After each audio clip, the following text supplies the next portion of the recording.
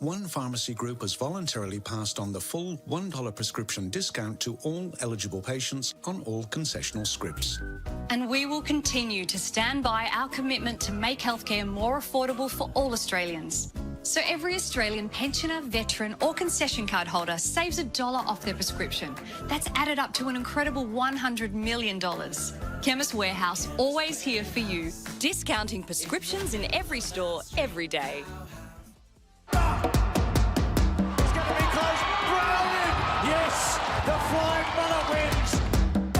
Look at Myers! Unbelievable! A meat record, could it be? It is!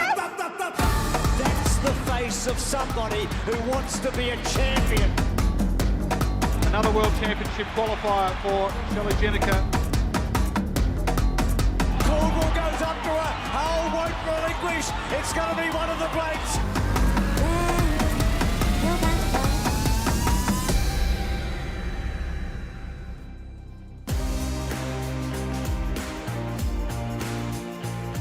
Hello everybody and welcome to beautiful Adelaide. I'm with Jess Denson, our great marathon runner. And Jess, what a start we have for the Chemist Warehouse Australian Summer Series. Absolutely, we have an exciting evening ahead, Bruce. It's calm, it's warm. We have a world-class field with 38 international athletes from 12 different countries. I think tonight's going to be a really important stepping stone for those athletes looking to qualify for the Paris Olympics.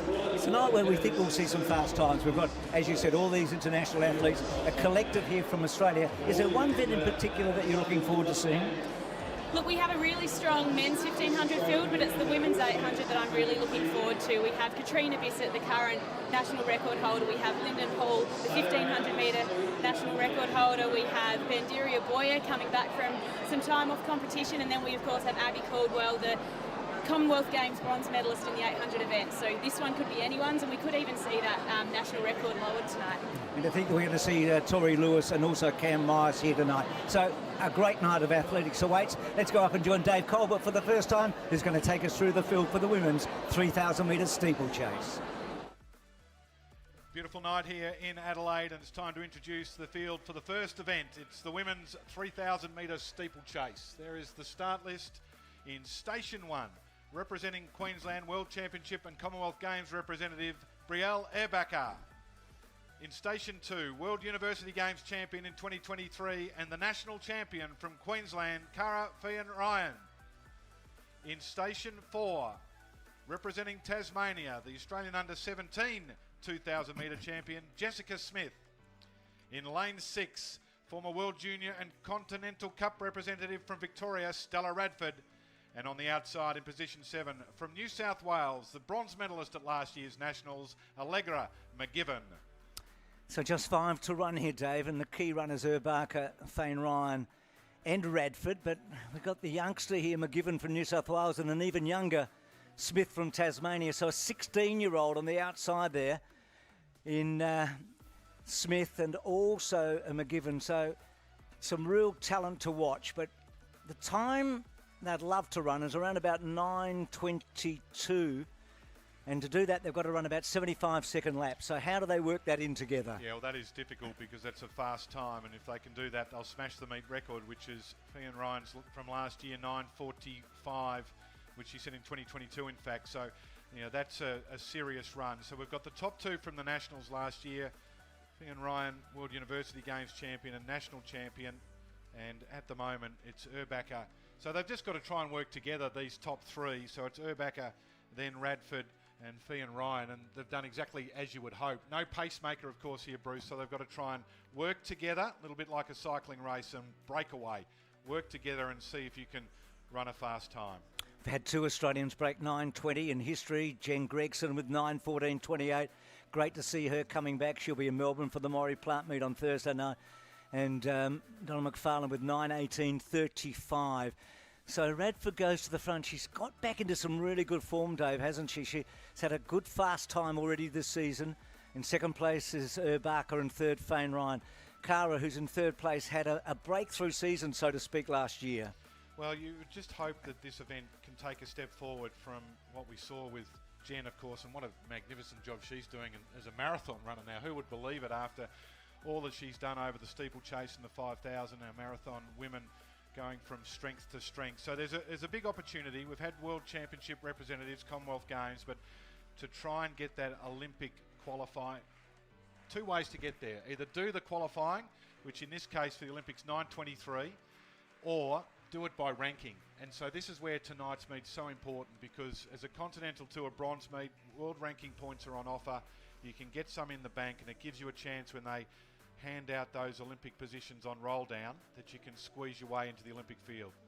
So just less than 6 laps to go. 7.5 laps. You saw that water jump on the other turn a moment ago. So Stella Radford, she's 28 years of age, from Victoria, personal best of 9:39. Cara Finn Ryan in second place. She's 25, Cara, and she's from Queensland. Ben Norton's her coach. And in third place, Brielle Urbacher, who's coached by her mum, Jodie. Her best time is 9:32. She went to the World Champs in Eugene. She's been an Australian representative.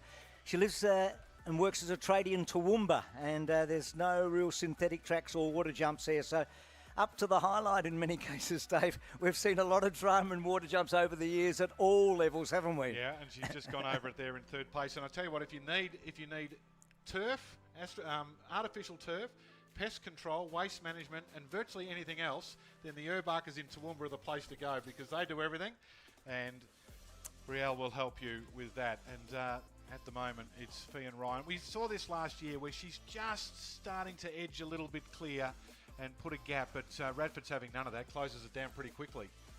Yes, it's only about 1.5 metres pest control. I'm sitting next to you all night. I might give them a ring. That's a very early sledge already.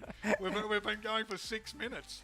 That's okay. We'll get back to it. So, just going past the finishing line now is Jess Smith, I should say. So Jess is the 16-year-old, and behind her is Allegra McGivern, who's the 18-year-old. Allegra from New South Wales and Jess from Tasmania. So they're obviously in a different race. I mean, for them, they're looking at trying to reduce their personal best.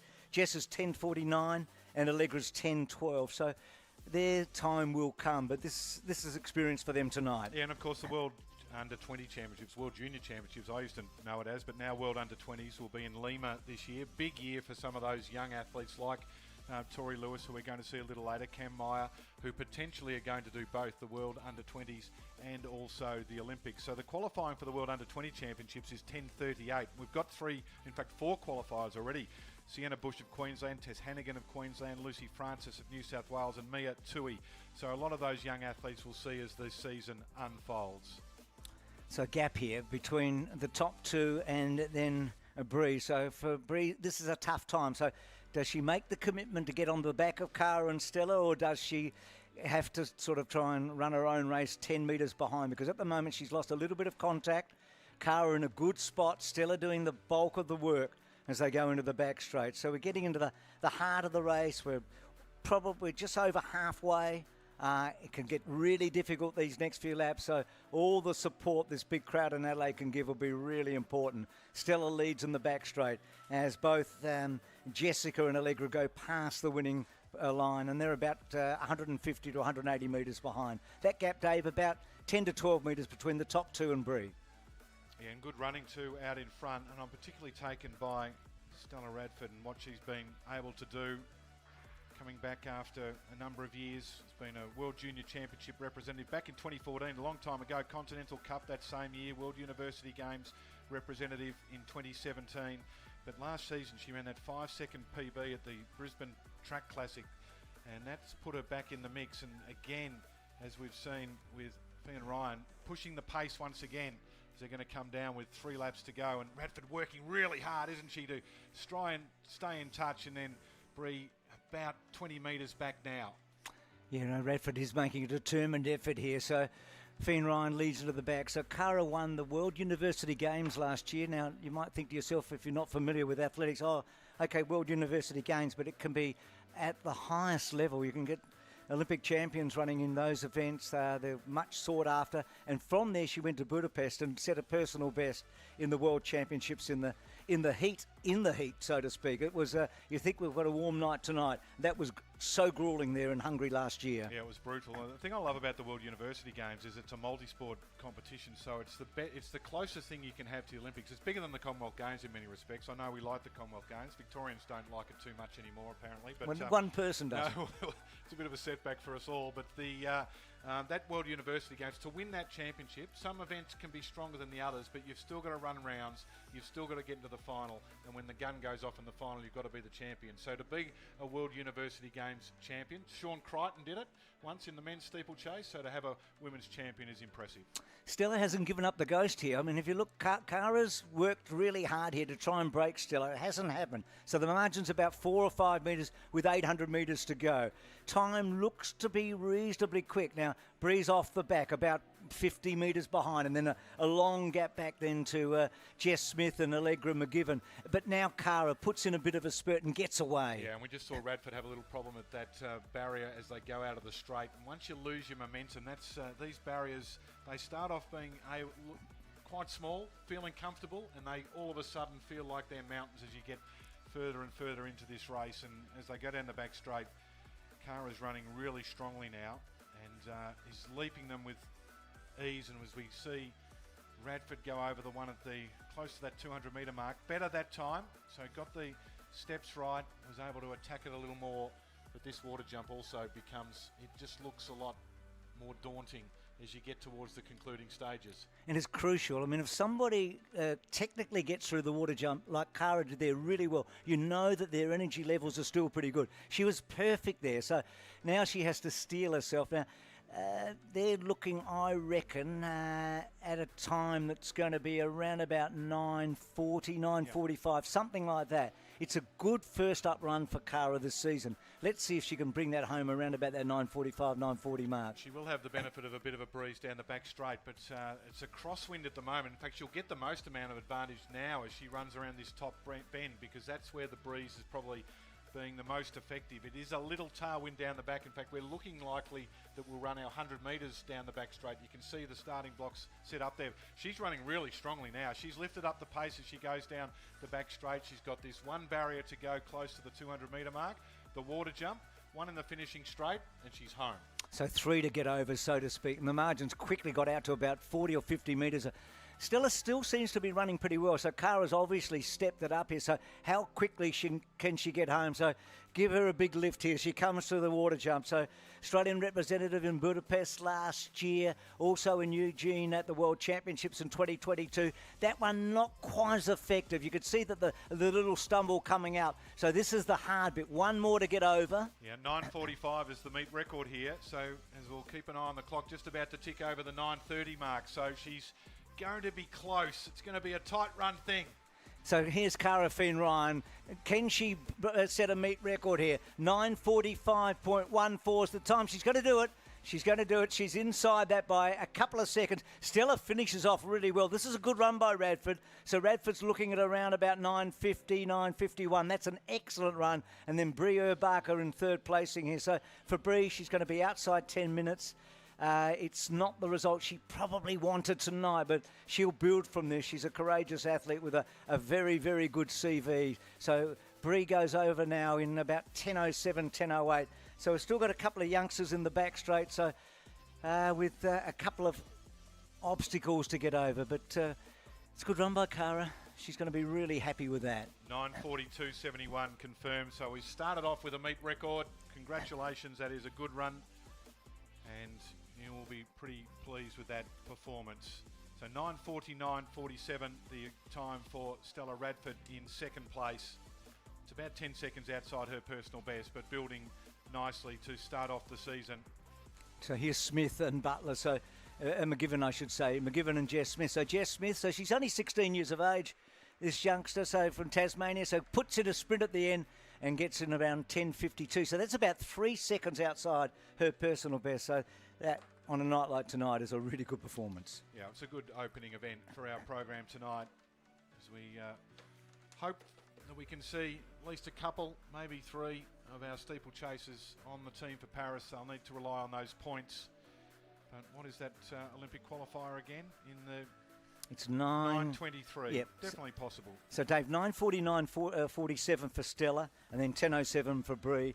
Jess Smith at 10:52.16. So that's going down as a personal best for her, and Allegra McGivern at 10:52. So here's the triple jump. Aidan Hinson, he's currently leading the competition, 16:34 by 1 centimetre ahead of Connor Murphy.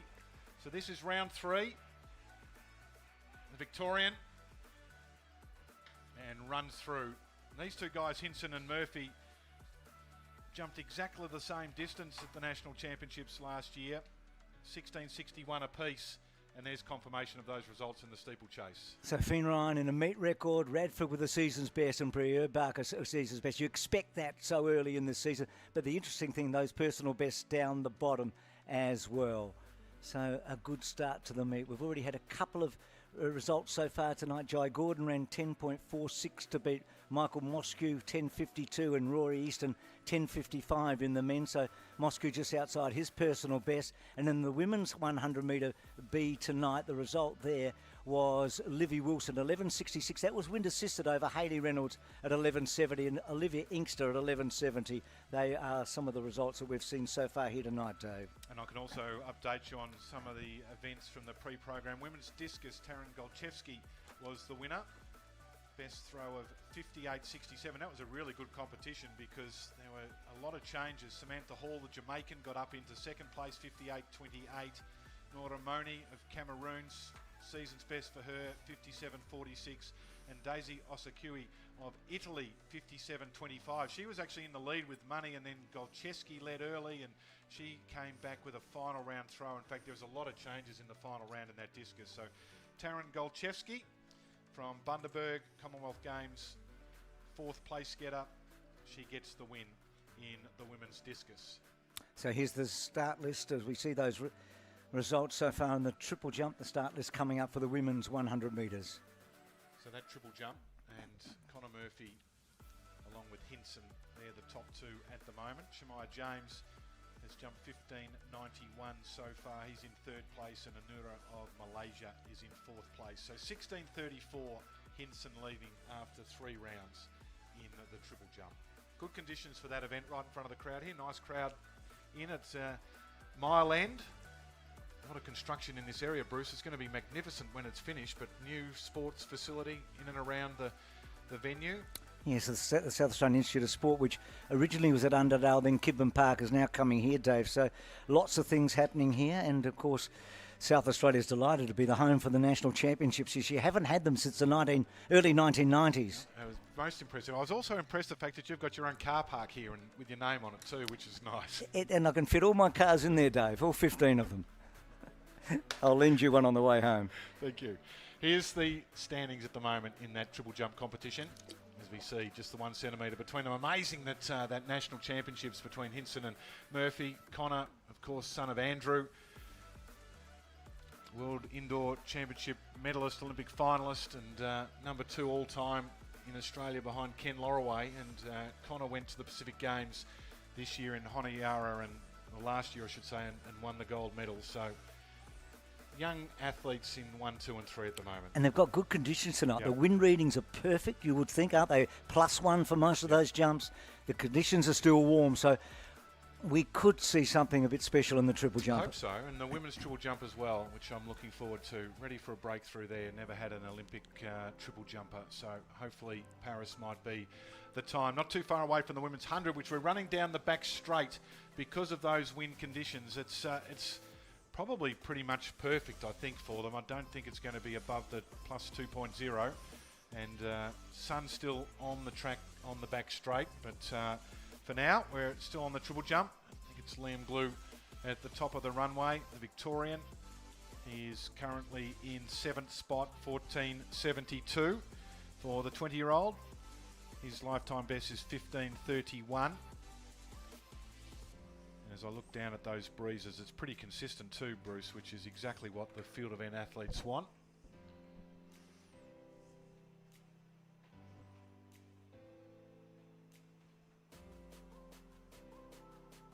So after a foul in the first round, 2 consistent jumps for Glue on his way.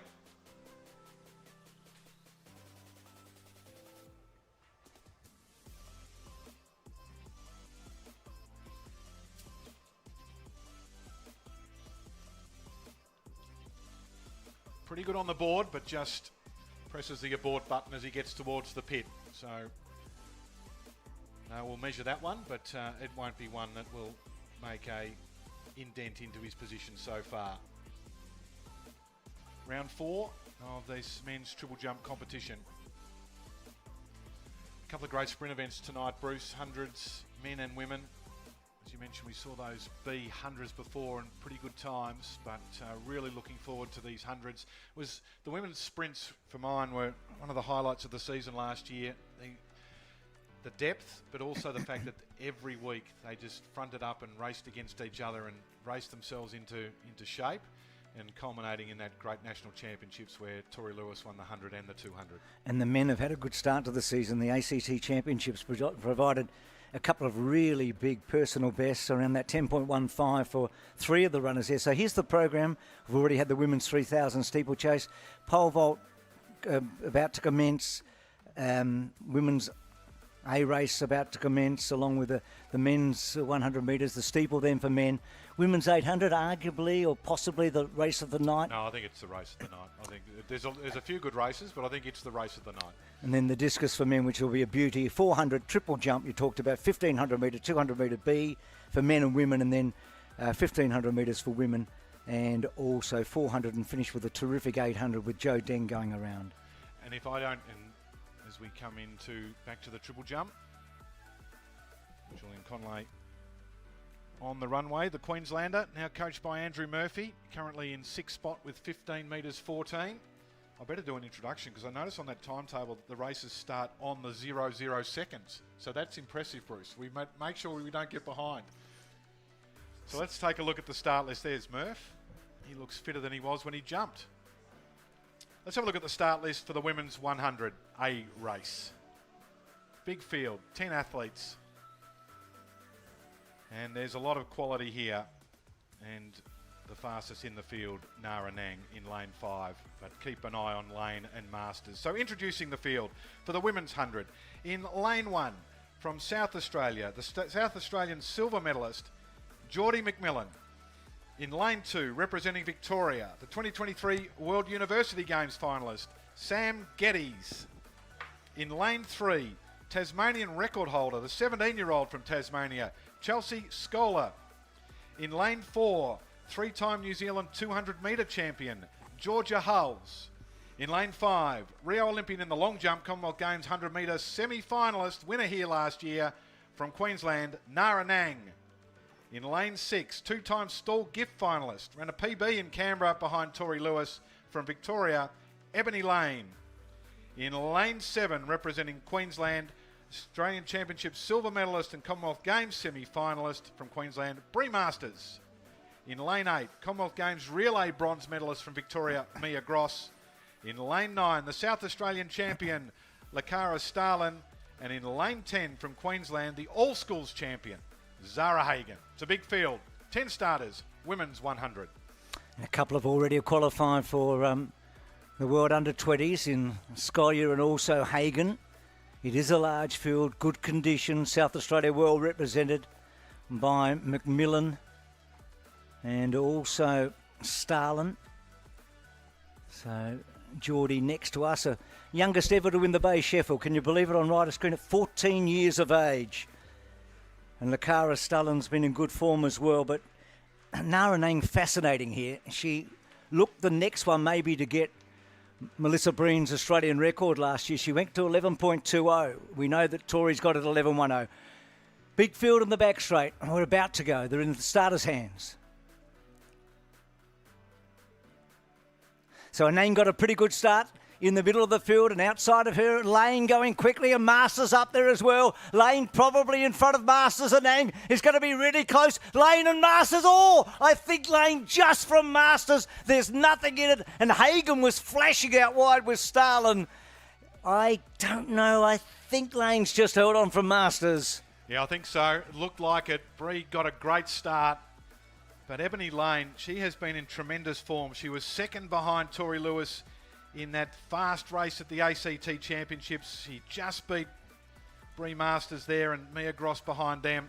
Ella Connolly we're going to see in the 200, but she got out in front, and this is the concluding stages. Masters finished hard, but Lane's got it, I think. I know, so 11.35 for Lane, 11.36 for Master. So that's just outside Lane's personal best. Gross goes at 11.49 in third placing. So they're the top three at the moment. 11.35 Lane, 11.36 Masters, and Gross at 11.49. Yeah, that's good running. And the wind at 1 metre behind them. So a good decision to run in the back straight. You read my mind. I wonder what the wind was like. But no good for the caller, but that's you, Bruce, and you're the best in the business. So you're able to do that in your accomplished style, as we know, and that was a brilliant run. You know what I like about Ebony Lane and Bree is how, and Mia as well, the top three there, how they maintain their composure and their form to the line, you know, under that intense pressure. So important in the 100 to be able to stay relaxed and keep your momentum going forward without fighting against yourself. And they did that well there. Of course, we're going to see some of them back for the 200, along with Tori, Lewis and Ella Connolly. As we go back to the men's triple jump, Connor Murphy into the mid-16s. And a foul. So he is still in second place, 16.33. And Aidan Hinson leading. There's Andrew Murphy, 17.32, the personal best for Murphs. Fourth in that Seville World Championships, bronze medalist at the World Indoor Championships. 10th at the Olympics as we look at the results. So right down to, well, Geordie McMillan's not on that screen at 11.71. That's the depth, Dave. 11.35 down to 11.71. So Nara Nang's had a pretty good comeback. We know that she's been injured now with Bronnie Thompson. Zara Hagen is, 16 years of age. I think I'm right in saying that. She might even be younger. What is she? She's 16 years.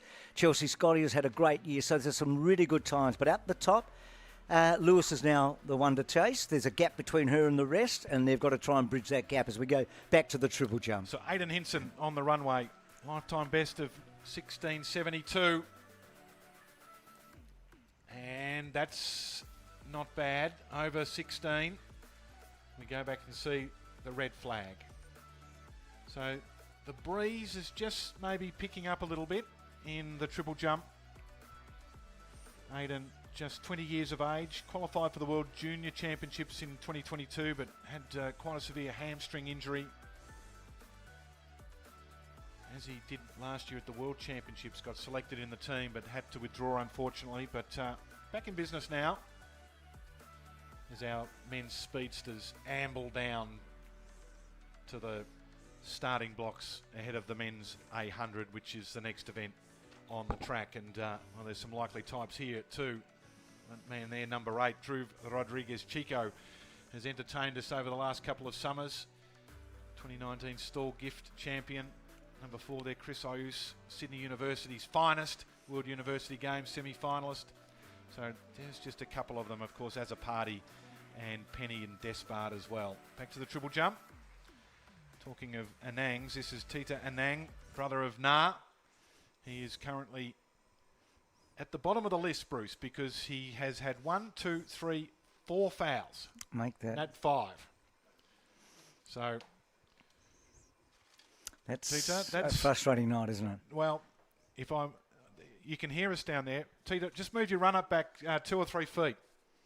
That might be the way to go. Get your foot behind the board. Give yourself a chance. Here's the lineup for the men's 100 metres. So the 10.15s you can see from Despard, who just won that race at the ACG Champs, as a party was in the mix as well. You mentioned Rodriguez Chico. He's got a good seasonal best. Jake Penny at 10.18. And you can see that Yamagata's broken 10 seconds, an Olympian. He was in that famous relay when Bolt had to run down the Japanese in Rio in 2016. Yeah, a silver medalist, and we all got excited about what might happen in Tokyo. They weren't quite as good there on home soil, but they could get the stick around. No doubt about that. And this is another event, of course, has been owned by Rowan Browning in Australia, the meet record holder here in 2012, won it last year, but he had his colours lowered by Josh Azzopardi in Wollongong. Hadn't been beaten for 36 races in a row, Rowan, by an Australian, and I'm sure Rowan didn't like it, but it's not necessarily a bad thing for all of them. Azzopardi will go from the inside here. It's a deep field. Japanese visitors have got some quality. Miwa on the outside, 10:31 man. First time he's competed outside of Japan, so welcome to you, Soto Mia. Mentioned earlier, Dave, I think gestured at the start of the night, the 38 athletes from 12 different countries outside of Australia. Japan providing 6 of those 38 athletes tonight. Yeah, it's one of the things about the Continental Tour from World Athletics and the world ranking points that athletes now encouraged to travel to get the world ranking points. This is a bronze meet. Of course, we go to Melbourne next week for the Maury Plant meet on Thursday night, which is gold, and our national championships has got a lot of ranking points as well. So we go back to the triple jump, and Conley, who's up into third spot, 16-18 so far for the Commonwealth Games representative. World champs last year, 16.66 his lifetime best, coached by Andrew Murphy. So here's the starters. So let's go through them, Dave. So here's the starters for the men's 100 metres. In lane 2, representing New South Wales, defeated Rowan Browning in Wollongong, a personal best of 10.15, Josh Azzopardi. In lane 3, representing Japan, World University Games relay gold medalist, Bruno Dide. In lane 4, World University Games semi-finalist from Sydney University, Chris Ayus. In lane 5, the fastest man in the field, 3-time Olympian and Olympic silver relay medalist, that personal best of 9.95, Rio Yamagata. In lane 6, Jake Penny from Victoria. In lane 7, Jacob Despard. In lane 8, Drew Rodriguez Chico. And in lane 9, Soto Miwa of Japan. Start will be so important here. So Azzopardi on the right of screen. Penny, 4 from the left, Despard, 3 from the left, Yamagata right in the middle.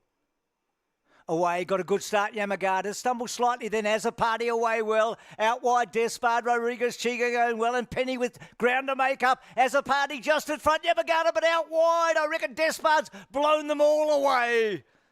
Gee, he flew home, didn't he? He's got a big smile on his face, Jacob Despard, the stall gift champion from 2018. Of course, he ran a great race, the ACT Championships, to win there. Penny wasn't too far away. Azzopardi on the inside. The depth, Bruce, is impressive in these 100 metres. But Despard, as he did in Canberra, with that 10.15. Just got over the top of them, didn't he? Definitely by the look of it. So he was run 10.28, Yamagata's run 10.35, Azzopardi's run 10.35, so 10.34 for Yamagata. So Despard 10.28, the winner. So Despard over Yamagata and Azzopardi, the top 3 in the men's 100 metres. Anura on the runway here in the triple jump. What was the wind? Plus 0.9. So can't ask for more conditions-wise. Back to the triple jump. And just over rotating, it's the Malaysian Andre Anura. He's currently sitting in 5th spot, 15.79. So a foul. Men's discus athletes warming up. Pole vault will give you an update once the bar starts to rise a little higher. We've got the men's and women's pole vault in action.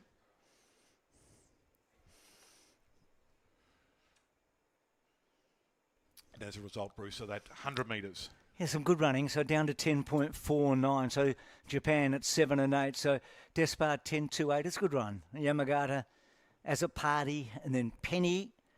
Rodriguez Chico was up there for a long time. Ayuso at 10.41. So he's run a 20.61 200 this year. So that's a good performance by him. And then Dede and Miwa. So good solid sprinting from both the men and the women. Lane over Masters and Despard there over Yamagata. Back to the triple. Shemaiah James, consistent jumping so far. So he opened with that 15.59, 15.91 improved in round 3, and then 15.88 in round 4, and that was a foul. Seen a lot of fouls. In fact, I think, have we seen a jump that wasn't a foul? Well, there's been a few. Come on, triple jumpers. Give us something. We're giving you all this time, and get your foot behind the board. Murph, tell them to move their run-up back. He's listening. Murphy, you're talking about 17.32 Yeah. his personal best, Yeah. just behind Ken Laraway, number 2 on the all-time It's Australian about list. time. We love Ken, of course, and Robin, but the late Ken. But we'd love one of these guys to break that record. Here's Connor Murphy. In he comes, round 5. This one looks like it might be behind the board. Do we see a white flag? Yes, we do. That's good news. He's a good prospect, isn't he? There's a lot of Murphys, but Connor, the oldest, and the 3 Japanese visitors enjoyed their time here. We'll see them next week in Melbourne. We will. Yamagata, and certainly. At the Maury Plant meet, and looking way ahead, 2025, we go back to Tokyo for the best in athletics. Yeah. Well, as you know, Bruce, you had the opportunity to sit in the stands in Budapest, and we loved it, didn't we? It was just fantastic. And if you are thinking of enjoying a bit of international athletics, a little bit hard to get to the Olympics these days. Tickets are hard to come by and they're expensive, but the World Athletics Championships is 10 days of absolute nirvana if you're an athletics fan. Nearly as good as the Jamaican trials, Bruce. We'll get there one day. No, I'm nodding. I'm just looking at Jess in the background there with Jacob. So here's a Nang. We'll get to Jess hopefully shortly to hear from our winner of the men's 100.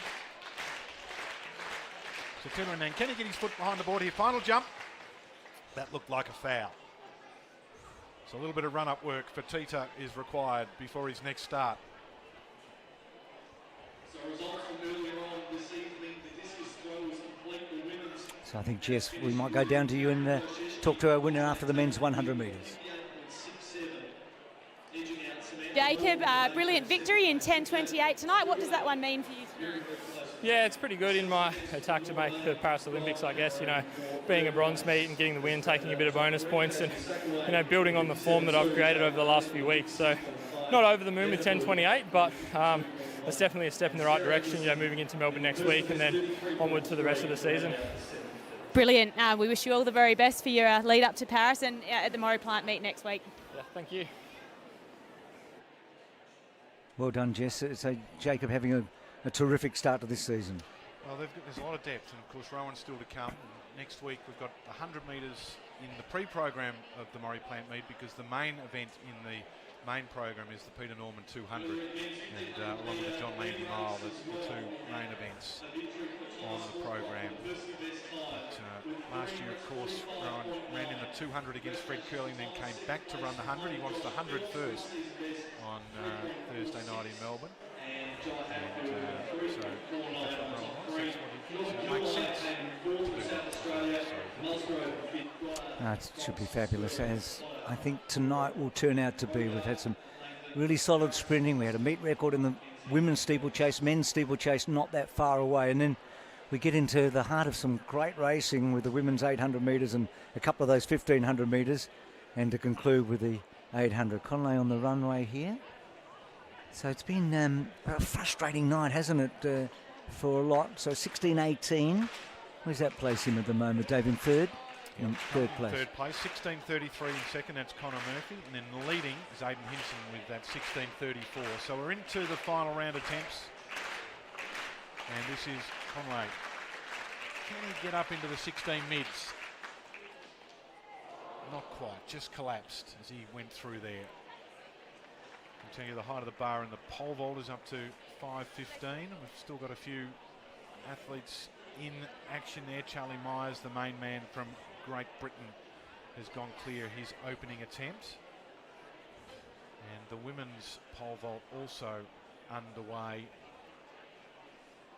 We'll just get the live results. Of course, if you're watching this from home, you can download the Roster Athletics app and follow these results. Height of the bar in the women's pole vault, 4 metres. So the 5 runners to go in the men's 3,000 metre steeplechase. They're getting ready to start.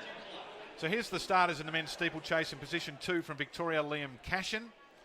In position 4, it's from New South Wales, the Tokyo Olympian Ed Tippis. Don't think position 1, Dale Carroll, or 3, Joe Burgess are there. Matthew Clark on the outside in 5, Edwane and Konecki. Edwane is interesting, isn't he? So the Ethiopian here, who we've seen nothing of and has had very little racing internationally, got to go back to 2022. So he's in third place at the moment. So we know Clarkie oh so well in this state and all the trials and tribulations to qualify for those Olympic Games. So Trippus inside Clark, and then Cashin, whose sister's running very well in the States at the moment. She had the big time around Eugene a couple of years ago. And then Adelaide outside of those, and Kaneki tucked in behind them. So both Clark and Trippus, they've got similar personal bests, 8.19 for Trippus 60 and 8.22.13 for Clark. And of course, last year we saw this great race with Ben Buckingham taking the win ahead of Clark, and that was the result at the Nationals. And Matt Clark, remember he had that all of those efforts to make it to the Olympics in Tokyo, last minute trip up north, ran a couple of times and got it right at the last minute, and then didn't think he got it, and then had a roll down spot. So that's what he's hoping for this time. The qualifying standard for the Olympics is so severe, 8.15. It's inside the national record, and it's done so that we have a limited number of qualifiers, and then the rankings fill up the desired number of starters. So these ranking points are so crucial, mix of performance bonus and the win. So fast times are just as important as getting the win here, as Clark leads the way from Tippis and then Cashin. I'm sure Max Stevens is in the crowd tonight. Max was the mate of Matthew Clark, and Max a couple of times Australian champion himself in the steeplechase that helped him so much. So he's a good mover, Clark. He leads by about a metre. Trippus, most of his racing's been in the United States. He's made some big great breakthroughs. He's been a finalist in the American Collegiate Championship on a couple of occasions. He's a good talent. So Clark at 27, Trippus at 25.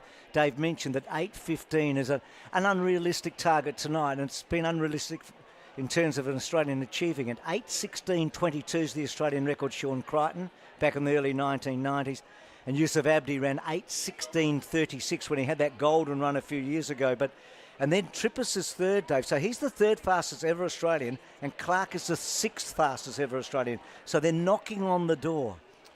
And Kerry O'Brien's 8.21, not a bad run. Yeah, well, the South Australian, of course, a world record holder, Kerry. So 8.21.98. Now, Clark's 8.22.13. So can he break Kerry O'Brien's South Australian record at some stage? Well, that'd be an achievement. Yeah.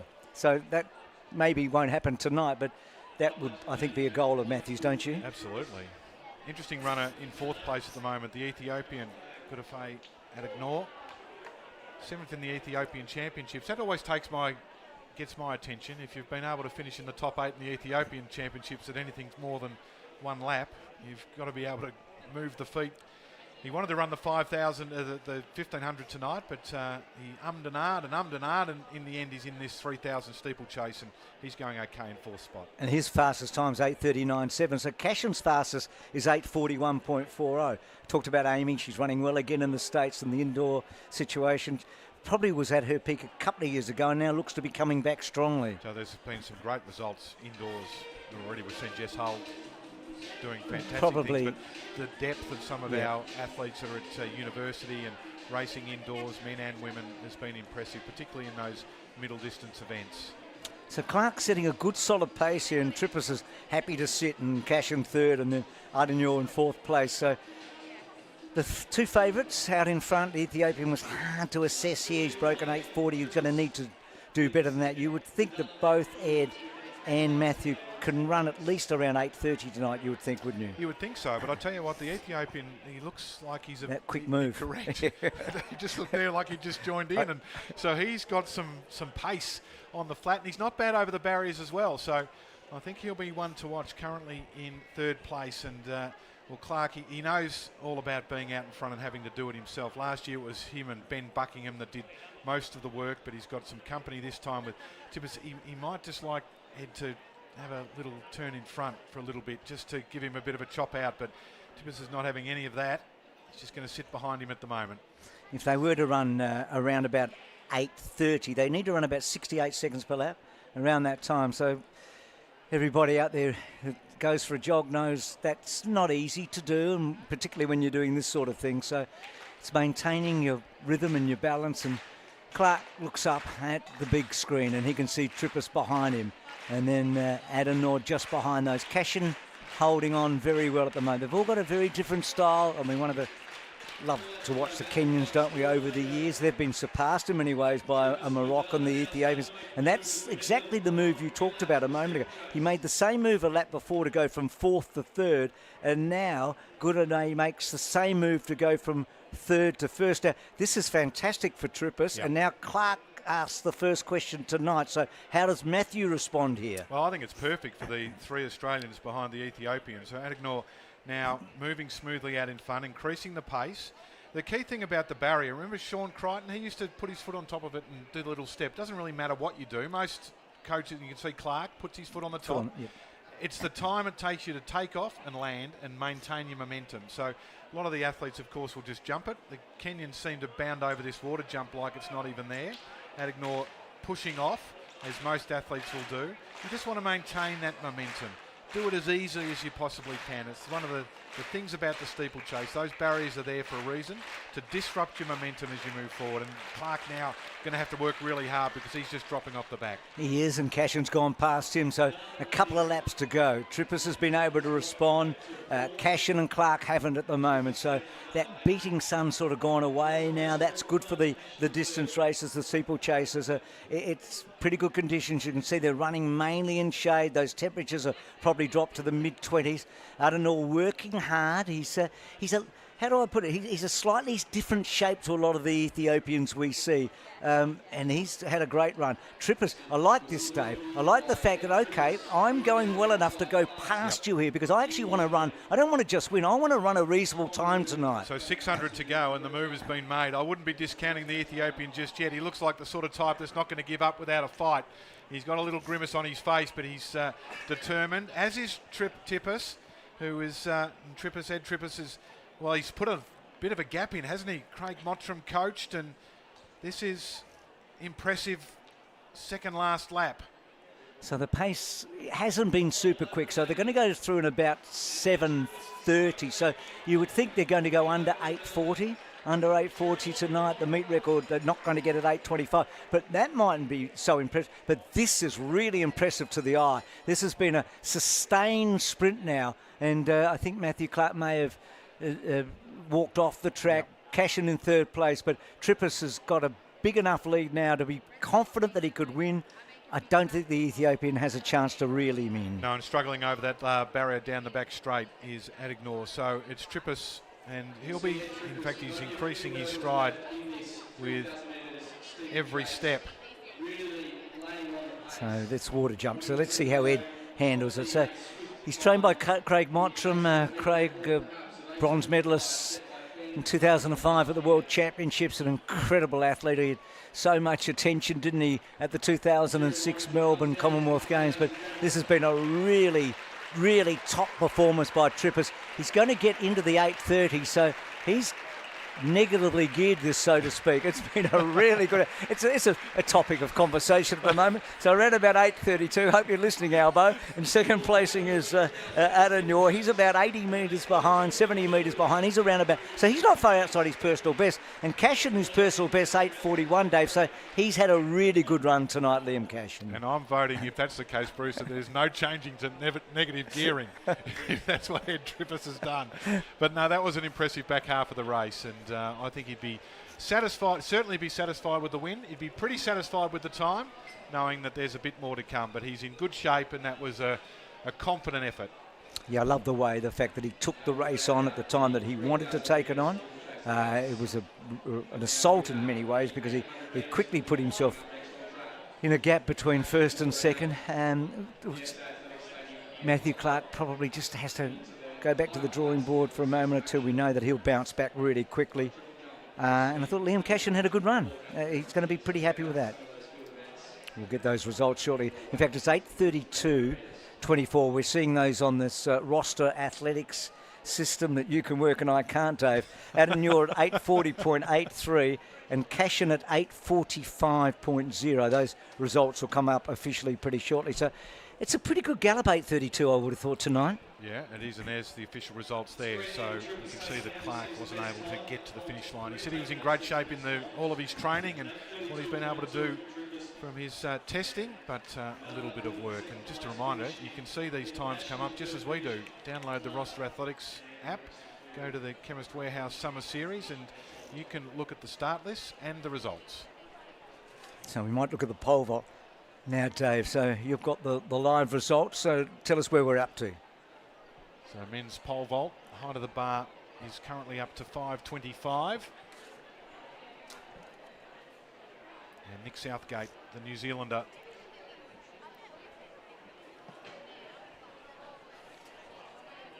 so at the moment at 5.25, Southgate the only athlete to go clear. Charlie Myers of Great Britain has missed his first attempt. James Stein, the New Zealander, still in action, and Jack Downey has had a miss. So they're the 4 athletes that are still alive. Stein is on the top of the runway. Strong group of New Zealanders, trained by Jeremy Mickle, the New Zealand champion, 2023. 3 times he's won that title. Hood University Games representative, based out of Auckland. Also works as the assistant coach, so he should be a good analyst of his own work. He was the silver medalist at the Oceania Championships. And the New Zealand women are very famous, aren't they? Yeah. We saw McTaggart here last year. They're medalists from Rio's back in good shape after a long time out. Well, Liza McCartney had all of those issues, and we saw her a lot during last year, and hopefully back 100%. So when you're saying he's in that collective group, is that the sort of group you think you'd be involved with in New Zealand? Yep. Yeah, and of course our number 1, Curtis Marshall, is in Europe. And Nina Kennedy. And Nina Kennedy's just got a few issues at the back at the moment, which are recovering, but our world champion, and but Curtis looking for the World Indoor Championships, which are in Glasgow at the start of March. So he's had 2 competitions in Europe so far. They've both been good, and I think he's competing this weekend. And he jumped 5.86, 5.85 in Perth, so he's been in good form. Petra here tonight, I'm sure. Loves her pole vault. And the young Parnova did 4.15 indoors in US. University. Yeah, in Albuquerque, I think it was. It's about the 4th Parnov. So here's Stein at 5.25, and he goes clear. Pretty good conditions for this pole vault because that breeze is coming across the track, and Stein likes that work. Lifetime best of 5.50 for him, so thumbs up. There's one of my favourites, Bruce. Matt Denny, give us a wave, Matty. He's patrolling the Discus circle. What a record he's amassing. Won the Diamond League last year. Twice broke the national record, finished 4th at the World Championships, as he did at the Olympics. And his golf game's getting better and better and better, which for me is the thing that's most impressive. His handicap's my favourite number. Yeah, 7. That's a bit scary. He hits the ball a long way, Matty. Really? Yeah. I'm surprised. It's absolutely punishing. Does that really surprise you, Dave? Absolutely punishing.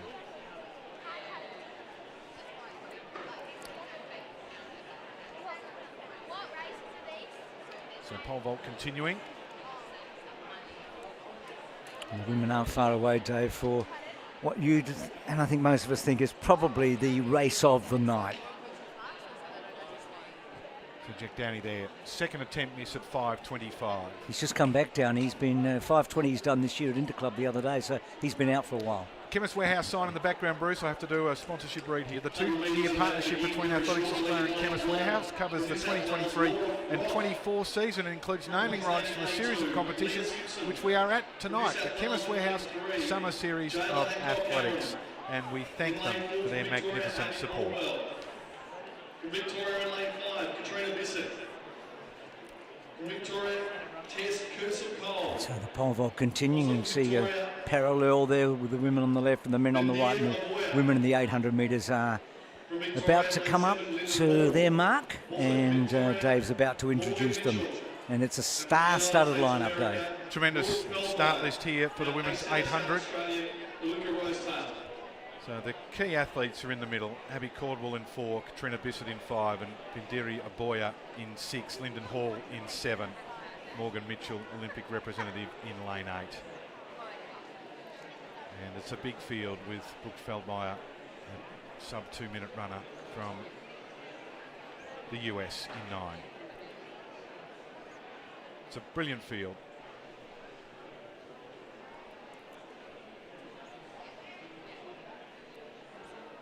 So the pacemaker we see there is Aluka Rose-Taylor. She's just 14 years of age, and we're hoping to get them through in around about 58 seconds. So Roth, Simpson, Hancock, Cameron. This is from the left. Caldwell, Bissett, Kersop, Cole, O'Boyer, Hall, Mitchell, Rose-Taylor, Feldmire. Kersop Cole might be out, Bruce, but this should be an absolute classic. So away we go. So let's see if the young 14-year-old can set them up here. It's a big task, isn't it, for young Rose-Taylor. Aboya sits in second place. Bissett sits in third, and then Mitchell and Caldwell with the blonde ponytail and pushing through. Hancock, Cameron on her. It looks to be quick early. So Rose-Taylor's personal best, I think it was 55.88. So this is going to be a very fast run for her to get them through. So hopefully she doesn't get too far away. Aboya sits second. She's already had a good 400 metres this season, Bendiri. And won the 600 at the Zatopek and looked fantastic. So she's got that beautiful stride.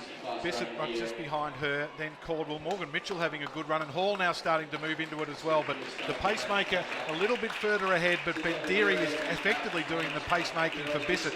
And then the top four are right there. 1, 2, 3, 4 as they come down with a lap to go. So it's very fast. It was about spot on what they wanted, but the big group are about 58 seconds. Now Bissett normally is aggressive, so she goes up to Aboya.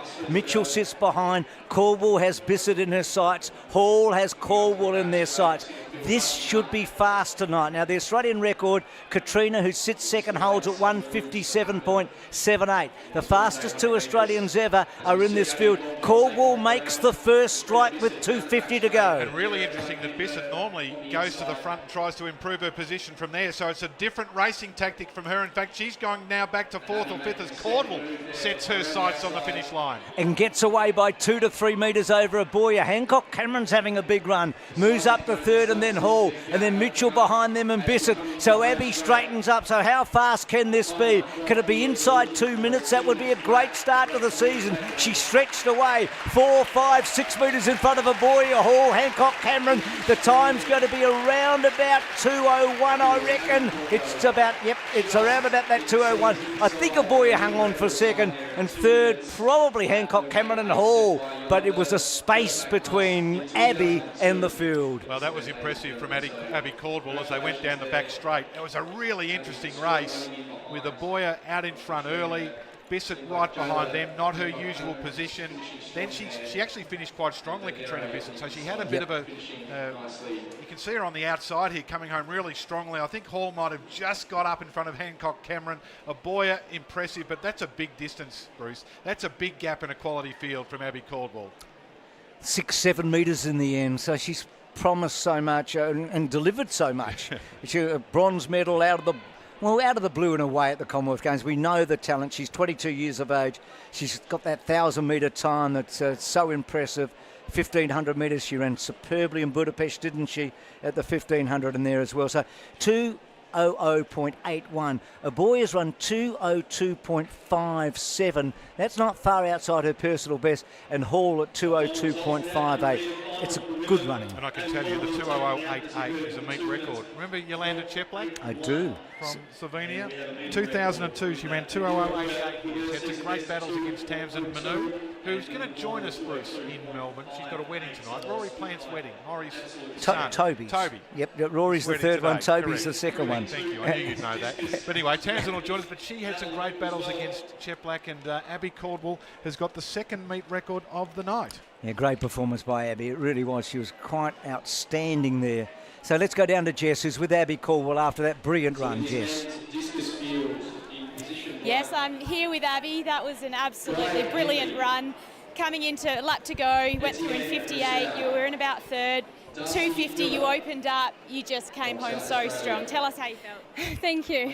Yeah, honestly, surprisingly good. I mean, we had ideal conditions tonight. It was silly not to make the most of it. But yeah, kind of coming down the back straight and thought I'm feeling all right. I might regret it if I don't go now, so just send it for home, and I'm glad I did. But yeah, with such a strong field, it's pretty special. I've certainly been looking forward to that race, and it delivered. Now, will you be competing at the Murray Plant meet next week? Yep. This time, a few days' time, so yeah, it'll be really exciting, and hopefully we get a lot of the same girls out there, and yeah, show us that the 800s is strong. Keep up the great work. We really enjoyed that. Thanks, Thank you. Abby. What a star she is, and with so much to look forward to. So next Thursday night, here are the results. So Caldwell, Aboya, Bendiri really in good form again. Great to have her back. Lyndon, of course, remarkable athlete that she is.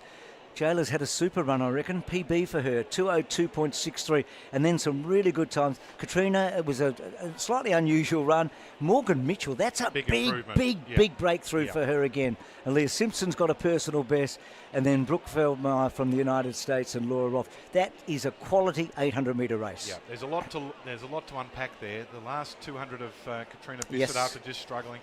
Morgan Mitchell, that's a big improvement for Morgan. A big improvement as we look at the Discus start list, headlined by the men down the bottom, Matt Denny, Lawrence Okoye, playing for San Francisco 49ers for a little time. He'd probably prefer to be in Las Vegas right now. Well, that was the first club of about 6. Connor Bell's fascinating day because he knocked Matt off at the Maury Plant meet and broke the New Zealand record. And Matt wasn't happy, so he's out for some revenge. So it's a good field with some quality youngsters as well, including Darcy Miller from South Australia and Etienne Rousseau, the Western Australian, and Guy Henley, the Victorian para F37 athlete who's won a lot of World Para medals, 5 consecutive medals at World Para Championships. So that Discus about to get underway. Height of the bar and the pole vault is still that 5:25 in the men's.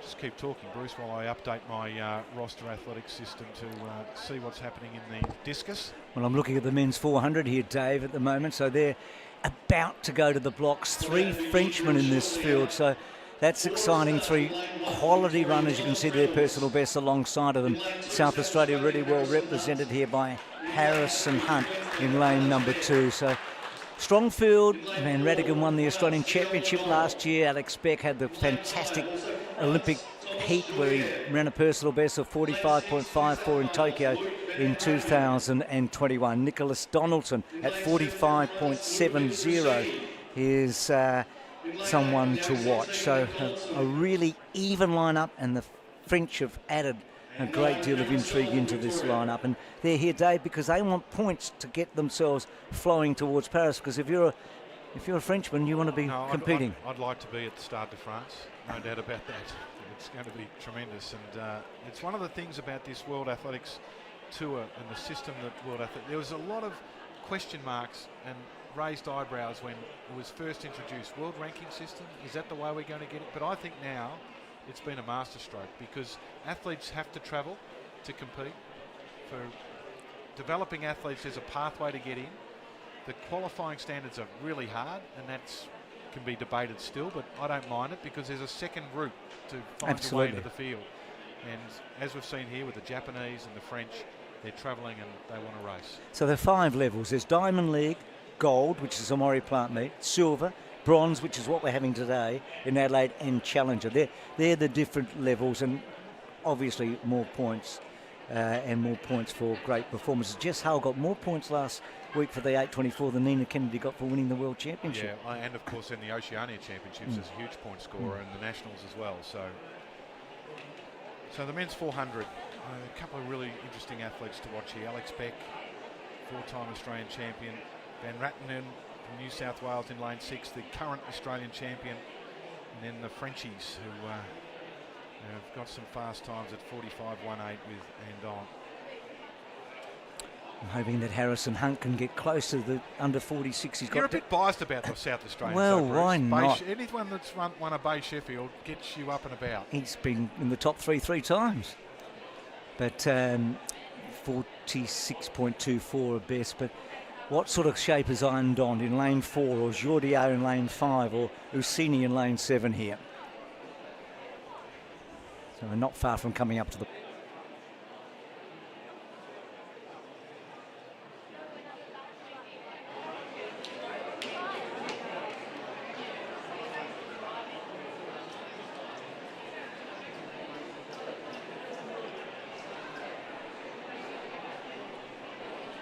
So the starter's about to call them up for the men's 400. Reynolds, Hunt, Beck, Andon, Jordier, Van Rattenden, Ucini, Donaldson and Searle. So it's hard to know where to look here, David. You've got to look everywhere. Very even.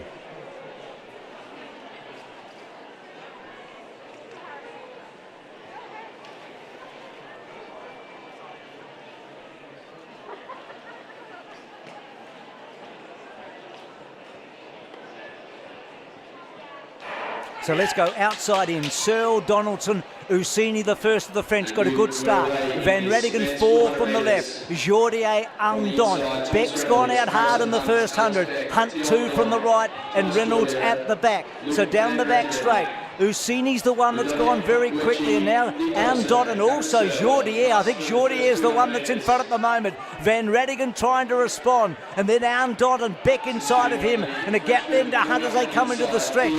So they've got about 120 metres to go. Jordier leads from Andon. Beck's had a really good run so far. Harrison starting to finish well. Jordier in front of Andon. It's France 1 and 2 at the moment. Van Radigan's coming home hard, but Jordier comes away here to win by about 2 metres from Andon and Van Radigan, and it's a good run. It's 45 and a half. Well, that was impressive. The French have gone 1-2 and said to the Australians, sorry there, my Aussie mates, but bronze will have to do. Well, it's what we want. We want athletes to come to Australia in good nick and produce some good times.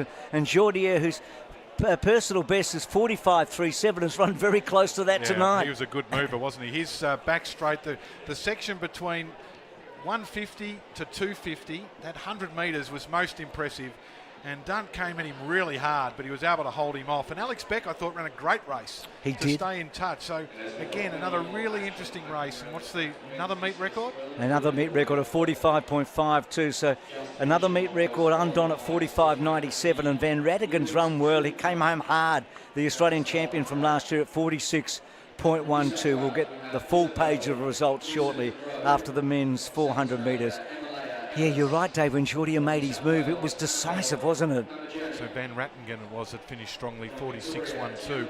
I'll tell you, that record, Michael Rehart. Some great names here. Blast from the past, 2002. Some long-standing records being broken, which is good to see. They've been in the record books for long enough. But that's a good meet record, 45.52. Only just 2/100ths of a second, but a French 1-2. Van Radigan stamps his national championship form to get third place ahead of Reynolds, and then Ucini 46.67. And Reynolds equals his personal best of 46.49. So some good running there. Hunt at 46.68. Beck tiring late, but his first 300 was impressive. He was. And that happens early in the season. Women's triple jump, not too far away from getting underway. And the ones to watch here will be down the bottom. Carla Cuba, the Queenslander, coached by Stacey Tarima. Desiree Owusu from New South Wales, coached by Andrew Murphy.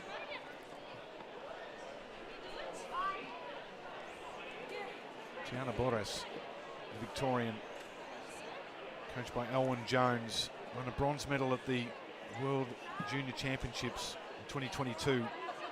Set an Australian under-18 record of 13.30. So there's some of the ones to watch. And Bruce, I can remember the day when I used to come along to the meets in Melbourne and get an autograph.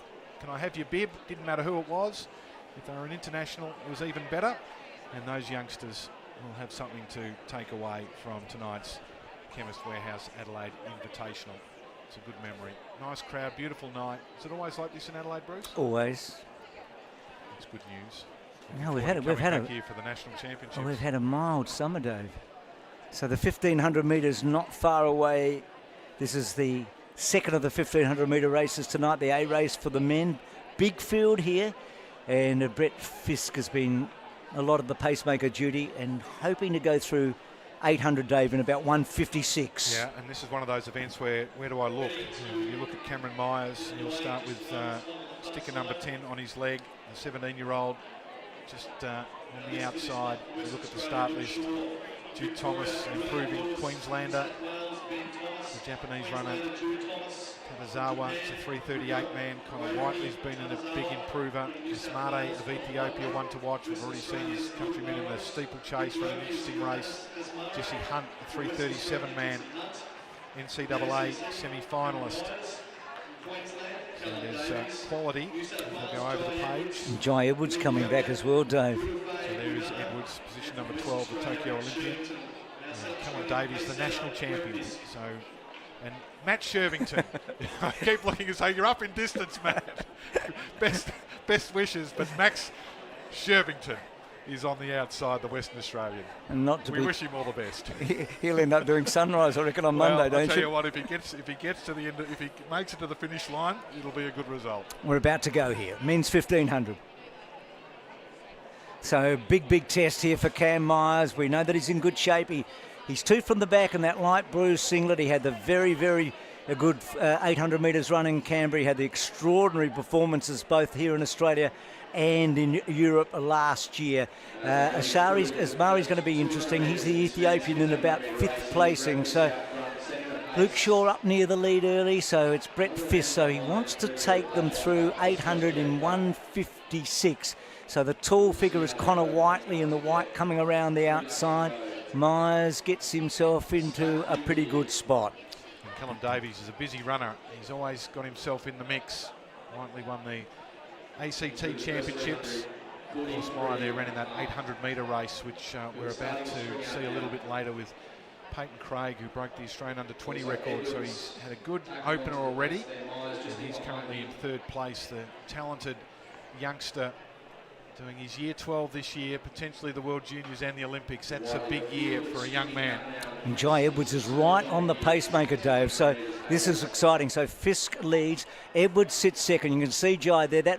Remember that McSwain run in the Nationals and how magnificent that was? He's a superb athlete. He's run 3:49 for a mile and 3:33 for this. So he's number 7 all-time Australian. Cam Myers is number 8. So they sit 2nd and 3rd. Davies, the Australian champion, next. And then Whiteley behind those. As Mari starts to move up a little bit in about 6th, 7th placing from Ethiopia. It's a quality group. They've got 2 laps to go in the 1500. Fisk looks to be doing a good job. Edwards, to me, Dave, looks good. Myers looks super. Davies sits on him behind him. Yeah, and never give away Cullen Davies, because that's the way he likes to run. He's just so dogged. National champion over 1,500 and 5,000 last year. But Myers, he's a very good tactician, so he'll just sit there. He'll know that Edwards is now going to be left in front. He'll have to do the work, and he will just sit there for as long as he can. Whiteley is running nicely as well in the all-white of Sydney University. And Hunt's just up in front of him, Jesse Hunt. So we've got all the collective that you'd expect. You can see they're starting to string out. It's been a really solid run so far. Edwards can run from the front. He sat on McSwain that day in Sydney when they had ran that sensational time. So he leads. He looks strong. Myers, just 17 years of age, sits 2nd. Davies 3rd. Hunt sits behind them. Then Whiteley and Asmari. Not sure if the winner's going to be back behind them. I'm sure it won't be. Myers makes a move with a lap to go. They go through in about 2:40. The 17-year-old starts to dig it in. Leads 1.5 metres to Edwards as they go into the back. Davies and Hunt. Hunt's got past Davies and then Whiteley. And now some gaps are appearing. Yeah, but Edwards is not done just yet, so I wouldn't be giving him away. But Myers has just got that capacity to wind things up. Every step just gets a fraction faster. And as he goes down the back straight, he's moved into another gear. He has, and his lead now is about 4 or 5 metres over Edwards. Hunt in 3rd place, and then Davies in a gap then to Whiteley. But Myers has got what you would think is an unsustainable lead. He's about 5 metres. Edwards certainly hasn't given it away, and neither has Hunt, and then a gap to Davies. Myers, he committed very early in the race. He's about 5 metres in front. It's getting hard for him, but he's well clear. Hunt gets past Edwards. How quick is it? It's going to be very, very, very quick. It's 3:34 and a half. That's really outstanding here. That is a brilliant run. That's a meet record in some. That's taken about 2 seconds off it. I reckon Hunt got through for 2nd. 3rd, Edwards. That's a great run by Edwards, and then Davies. Well, what a run. What a star. Yeah. 17 years of age. He just went to the front and took up the running and got faster and faster. And Paddy Scammell, you'll be pleased to know that it's taken a long time, but your meet record, when was it set? 1988. 1988, Paddy Scammell, your meet record's been broken by an absolute star. Well done, Cam Meyer. So 3:34.55, so he's not far outside his personal best. He's 17 years of age. Jesse Hunt runs a personal best of 3:35.70 and Jai Edwards with 3:36.27. The world will be taking note, Dave, of an early season performance by a 17-year-old who's rewriting the record books. Well, it's the way he runs. It's the way he runs, and full credit to those behind because they played a big part in the way that race unfolded. Great job by Brett Fisk as the pacemaker. Jai Edwards took up the running, had him under pressure, but with about 500 to go when he took up, it's a bit like Ingebrigtsen. When he makes his move, he makes it decisively, but he doesn't go in one big hit.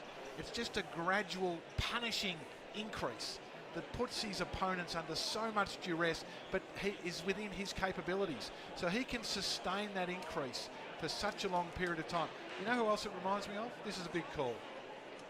Horsley. The way he would go and go like You're that. talking about the Algerian Olympic champion in... Took him a while, but he finally got there. He got there in Atlanta in 1996. Was a favourite in 92 and Cacho overran him in Spain. And El Garouge as well, with a similar sort of method, the way they ran. Well, the sky is the limit. Tactically sound, he's certainly at an age that he's doing things that only Ingebrigtsen actually has done in terms of the times that he's running. I thought Hunt was terrific, and Edwards, that is such a good result. And when you think that Ollie Hawes on the comeback trail and Stewie McSwain's waiting for Maury Plant Meet, there's great depth in these middle distance races for men and women at the moment. Here's Jess. Yeah, look, I'm here with Cam. That was a brilliant run. 3:34.55, big meet record from Pat Scammell in 1988. You took the lead with a lap to go. Tell us about the race. Yeah, look, coming here, I wanted the pace to be hot. I mean, having Maury planned in 5 days, I know that if I want to be ready to take on Stewie and Jake, that I'm going to have to be fit and really am fit. So, yeah, my goal coming in this was, get a pace going that's respectable, 155, 154, and then just off that, I just test my shape really, yeah. And did you feel the others coming from behind? Did that push you to the finish there? Edwards was sort of coming at you, or you felt pretty comfortable? Yeah, so when I took the lead with about 450 to go, 500 to go, I was like, well, I feel pretty good. These guys might end up coming over the top of me, but I'm pretty confident I can close in at 56, 55 here. So, yeah, I just had a dig, and if those guys ended up coming around me, I wouldn't have really cared. I just wanted to see sort of what shape I was in today. So, yeah, pretty happy with that. All the best for next week at Maury Plant Meet. Thank you. Thanks. Good stuff, Jess, there with Cam Myers, and what an outstanding race it turned out to be. As we see the results here, 3:34 at this time of the year. Jesse Hunt, you can see a personal best. And then Jai Edwards, Callum Davies PB, Jude Thomas PB, Connor Whiteley PB, William Lewis PB. Season's best for the Japanese runner, Ben Thomas PB. This is what we're looking for, Dave, isn't it? The standards to continue to improve and the depth to go with it. Oh, and some of those breakthroughs, some 340s, fast times all the way down. Even Max Shervington got a personal best. Well done, Max. 340.89. There's some fast times. And I still got that result up. How many broke Paddy's meet record of 3:38? There would have been a few. I think 3 at least, Dave. Certainly the first 3 did. And I reckon that might be it. I reckon I can tell you, what was he, 3:36.88? The first 3 did, Dave. Beautiful. Men's discus, Matt Denny's been in good form. He's already set a meet record here of 65.04. He's in great shape. Been working hard with his coach, Dale Stevenson. A couple of little tweaks to the technique. What can he do to get himself on the podium? This was just a little early, as you can see the 1500 metre runners going around, and that was a new meet record for Matt Denny, 65.04. He said he wanted to beat the distance that he threw last year, which was 64.39. So he has done that, and that's a good second round throw for Matt Denny, a new meet record. So the winner in the background there. So we've got 4 200 metre races coming up. So a couple of B races, you can see the women. So they're going to run the traditional way here, Dave. But they're not running front straight to back straight here. They're running the normal way as we go back to Grenade on the runway here in the triple jump. Women's triple jump.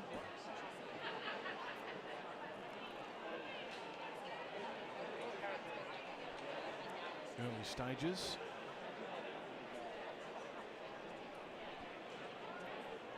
just about due for a breakthrough in the women's triple jump. Had some good jumping in recent years.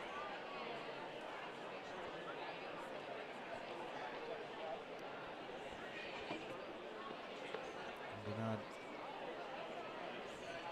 in and around the 1280s, perhaps. Currently leading is Tiana Borras, 13:02. So this is the opening round. The wind, still a tailwind, plus 0.1, plus 0.8. So not bad conditions here at Mile End. Cuba had the big jump here last year, didn't she? Personal best, 13:82. Won the Australian Championship in 2022 and the Oceania Championships, number 3 all time. Dennis still holds that Australian record of 14:04 in 2002. It seems to be a year we're reading out a lot tonight, 2002. A few meet records. Chipek and Rehart, the 800 and the 400. And here's Cuba. Big competition of the season for her. Doing a lot of work with Stacey Trim, and that looks like a reasonable jump out over the 13-metre mark.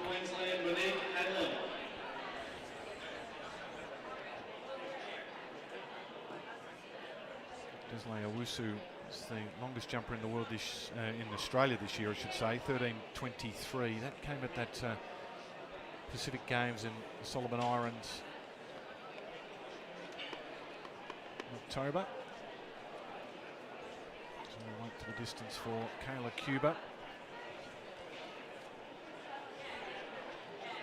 There's Owusu on the top of the runway, 22-year-old from New South Wales. She won the Australian title last year at the World University Games and finished in 6th place. So the distance for Cuba, 13:41. That puts her into 1st place.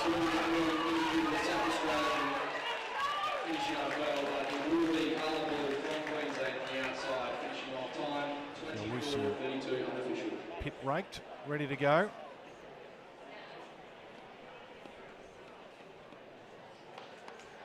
$13.49 is her lifetime best. And that one is out over the 13-metre mark. Not sure if it's the 13:41 of Kayla Cuba. But it's a good opening attempt here. So Kayla were to get a little bit more wind behind her off that, you'd think that she's not too far away from that personal best. Yeah, the problem for the triple jumpers is too much speed can be problematic, and just maintaining the phases of the triple jump. It's such a stressful event on the body that it can be a little difficult to maintain the forward momentum. That jump looks like it's just short of the 13:41. Looks like it's in the 13:30s, 13:38 perhaps. Might be a 6 as our scoreboard attendant is busily fiddling with the figures down there. While they're doing that, I can tell you in the men's pole vault, Nick Southgate is over at 5:35, so is James Stein. Charlie Myers went out at 5:35, and we saw Jack Downey earlier, he went out at 5:25. Let's check what's happening in the women's pole vault. That is all over. Trafina Hewitt was the winner in 4:10. That's a personal best for her, Dave. On a count back from Olivia Gross, who equalled her personal best with 4:10. Back to the triple jump. Back to the top of the order here. And this is Amelia Ellis of South Australia, a 21-year-old. So we're going to take a break for a short moment. The women's 200 metres not too far away with the Australian record holder Tori Lewis to go. One pharmacy group has voluntarily passed on the full $1 prescription discount to all eligible patients on all concessional scripts. And we will continue to stand by our commitment to make healthcare more affordable for all Australians. So every Australian pensioner, veteran or concession card holder saves $1 off their prescription. That's added up to an incredible $100 million. Chemist Warehouse, always here for you. Discounting prescriptions in every store, every day.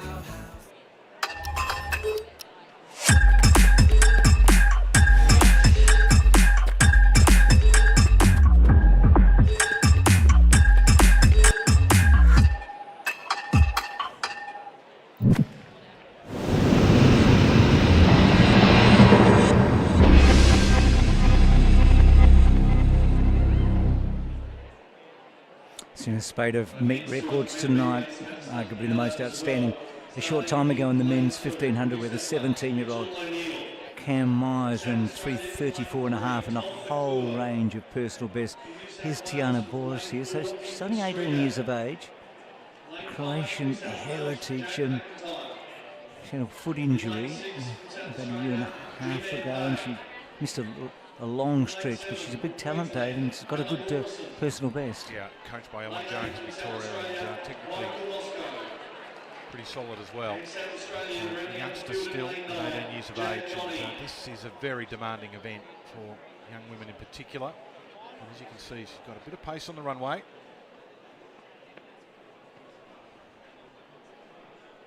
And that's close to the 13-metre mark. It's Matt Denny, so already off to a flying start. So he's been using a sports psychologist. We know that he had the amazing result at the Diamond League final, an incredible result in the Discus in Budapest, where it was so disappointing in a way and so unlucky in a way that he missed the medal at the last moment, but the competition of the highest quality. But what he did in Eugene, I think, has captured everyone's imagination. Well, and it certainly put the others, well, they knew that he was good because he almost got onto the podium at both the Olympics and the World Championships. So there's another big throw. The thing I like about what he's doing at the moment is that they're searching really hard for improvement, and that comes with a risk, and particularly at a competition like this. He looks in tremendous shape, he's in great form, he's in a great mental space. His putting's going really well because that sports psychologist works with Cam Smith. So, and I know this sounds a bit funny, Bruce, and I know you play a lot of golf as well, but there's a similarity between putting and doing the discus, because you've got to get everything just right. You've got to get it just right. You can't try too hard. The more you think about it, sometimes the more difficult it can get. And Cam Smith's brilliant at that. So Anna Thompson in the triple, second attempt.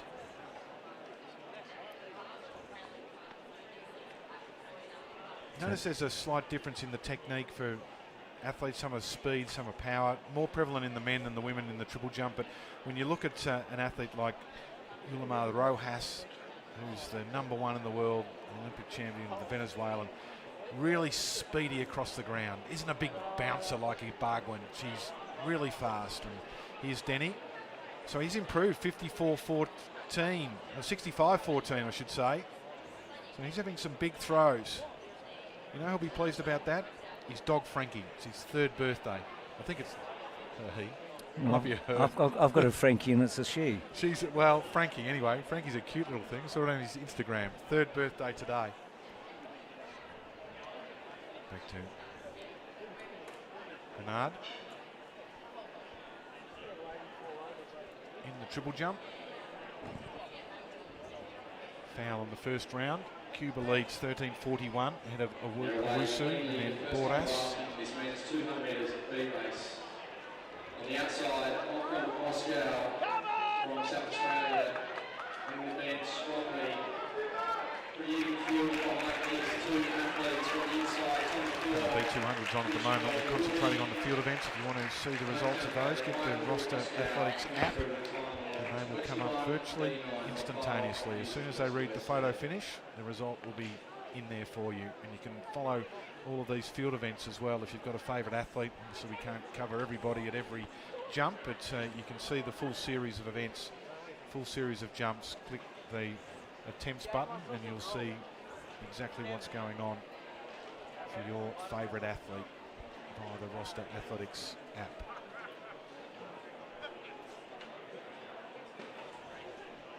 Now, of course, one of Athletics Australia's major sponsors is Puma, and you can prepare to experience running the way it should feel with the Puma Velocity Nitro 3, the perfect training partner, fueled by Nitro, providing enhanced cushioning for everyday runners.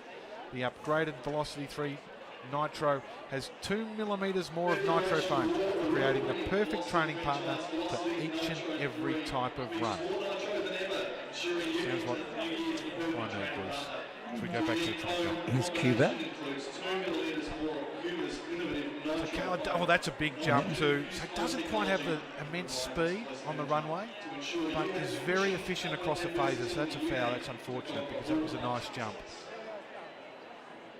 Got good rhythm, hasn't she? Yeah, there's Coach Stacey, brother of Jumping Giants, Time to Fly. Tarima. What a night that was. Those sprints have just happened, those 200s. Michael Moscow in great form. He just outside his personal best. So they're running into the tiniest headwind, thinking about Tori Lewis coming up and whether Raylene Boyle's long-standing under 20 record can go tonight at 22.74 set in Mexico City. She would have been chuffed, wouldn't she? I spoke to her about Tori. Hopefully Raylene's going to be at the Maury Park meet. She would like to meet They've never Tori. met? And no, don't think so. You're the great introducer, aren't you? Because the boy had never met Kathy in Bendiri. You're a matchmaker. You should have an app. Here's a Wusu.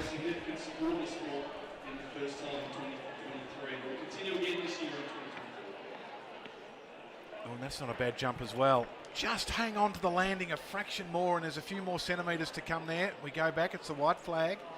So that is good news. So I went for the distance here in this triple jump. 13.41 currently leading.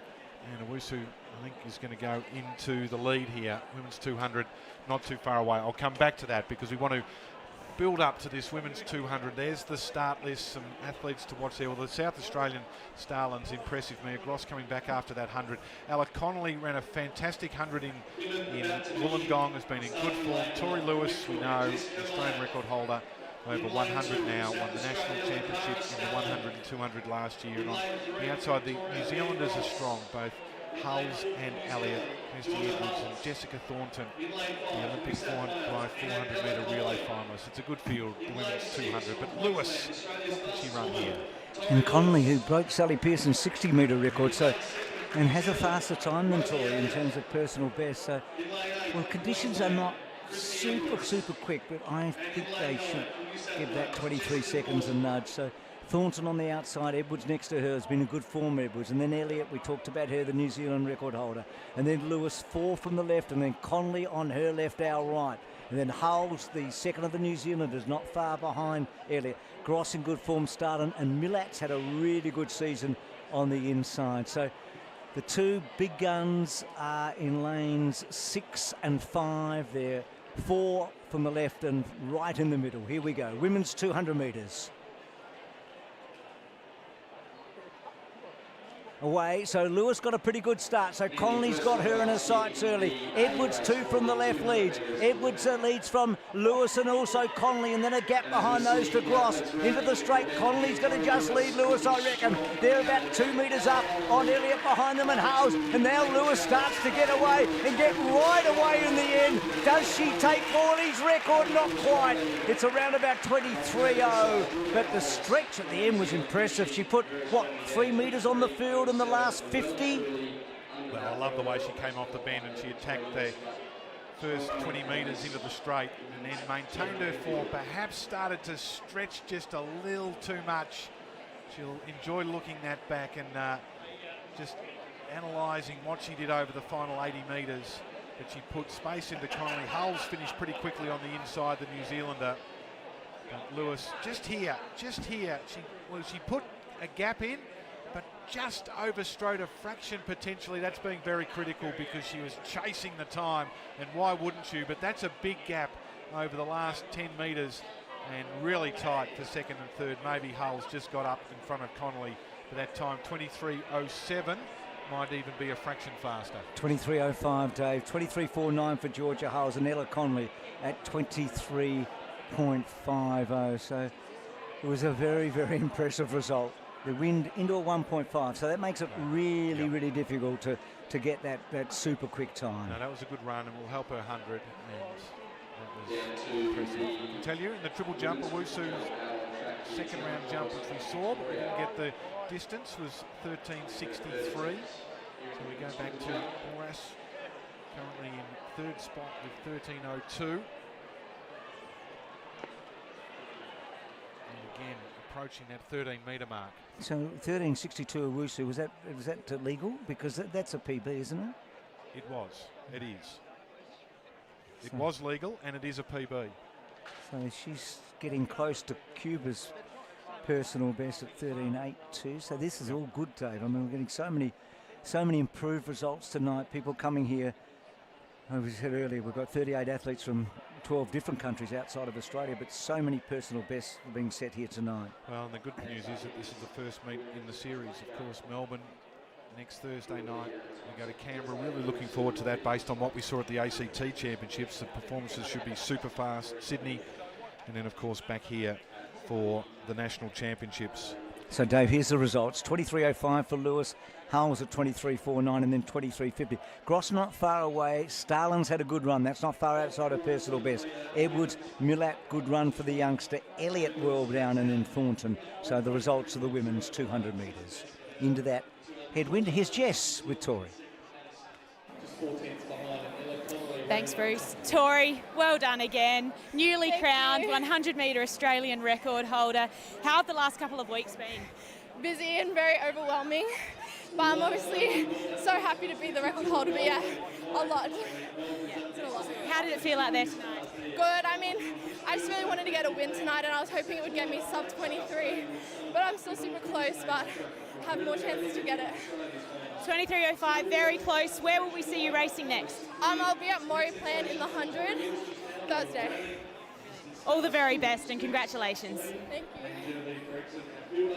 Setting the standard on the track, and I reckon they're here too, Dave. I reckon there'll be a lot of young Australians who'll be thinking, yep, I want to look like that. Yes, me. I'll put my hand up, please. Yeah, I'm just like some. You're coming from you're coming back further back than most, can I tell you?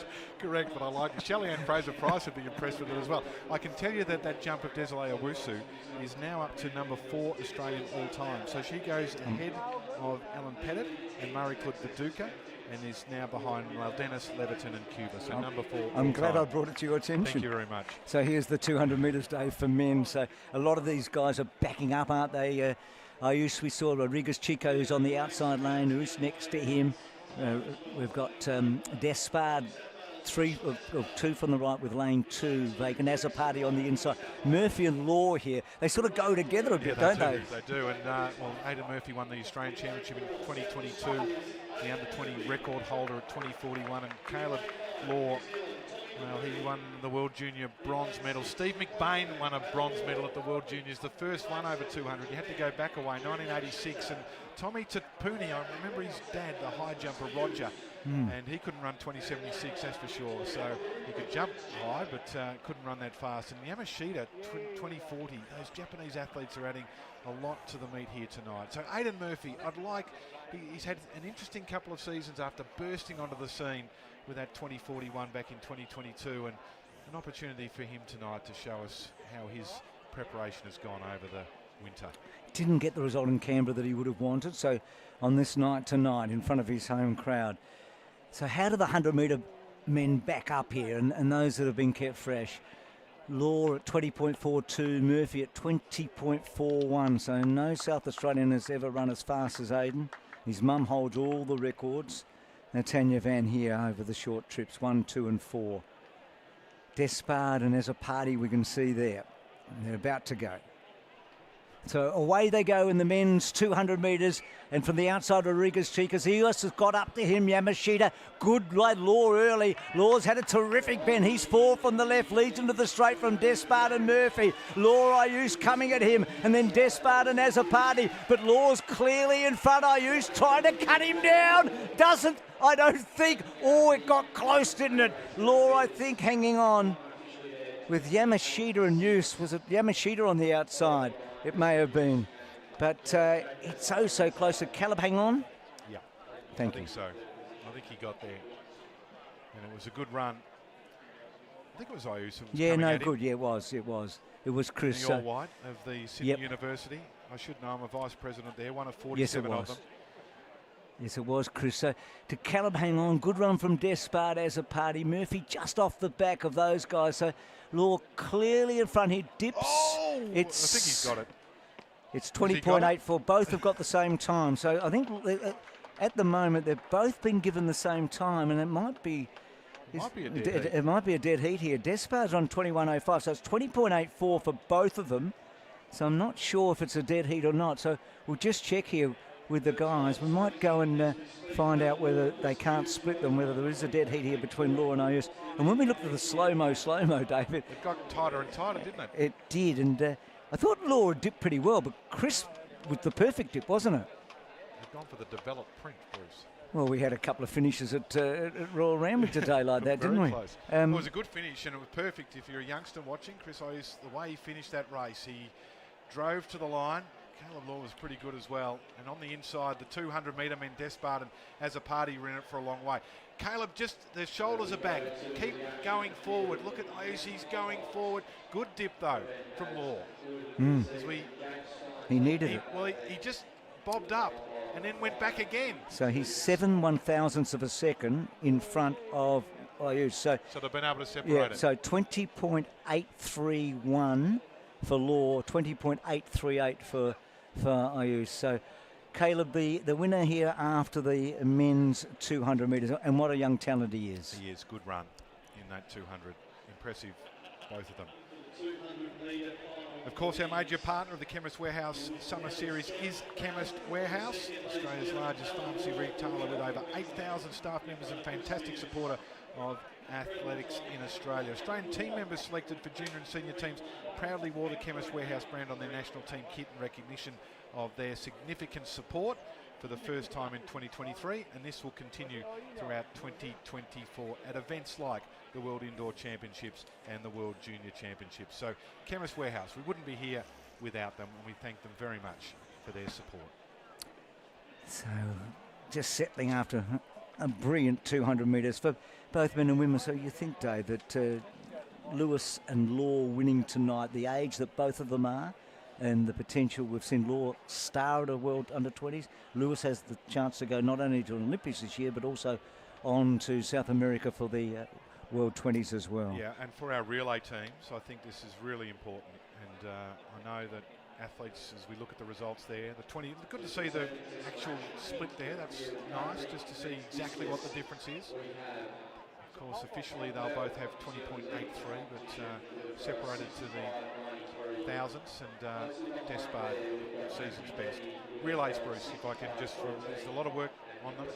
They still give out the medals. Remember the silver bulls? Johnny Steff was here tonight, saw him silver medalist in the relay, the mixed relays. Really important for our athletes in these sprint events to focus on that. Tori, she's got her own individual ambitions. So look at this, Dave, in the men's discus. Have a look at the change that's happened here. So 65.93.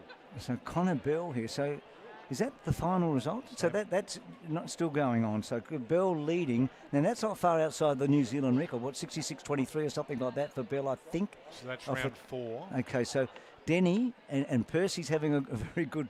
We've got 4 men over 61.9 here, Dave. This is quality stuff. So what a challenge here for Matt, because he didn't like what happened last year. No, so 65.93, you're spot on, Bruce, of course. 66.23 is that national record that he set in Geelong last year. And Denny, so that's a meet record and meet record and meet record. Everyone's breaking the meet record there. So Connor Bell extends Denny's meet record, which was 65.14, out to 65.93.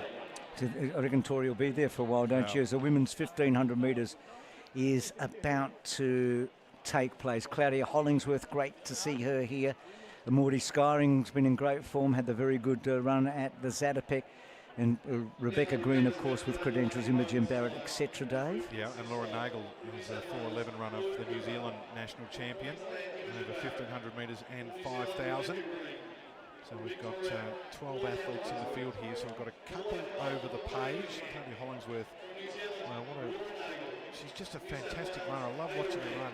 A tremendous race at Stall last year where she won the invitation race, came up on the inside at 4:07.69. And the 3 on the outside, in fact, our visitor from Ethiopia, and Cleo Richardson, daughter of Kate Anderson, who won the 5,000 metres in Kuala Lumpur, and your great mate, Jason Richardson, the stall gift winner. And Cleo ran a World Junior qualifier over 800 a couple of nights ago in Melbourne. So looking forward to seeing Cleo here. Absolutely. So away they go. So a star-studded lineup a whole group of youngsters as well as those that have been around for a little longer. Mabrado is probably the really interesting one. She's had a fantastic couple of races in the United States. She's on the outside here, so she's run a personal best of 14:44 for 5,000 metres. She's run 8:33 behind Jess Hull for 3,000 indoors.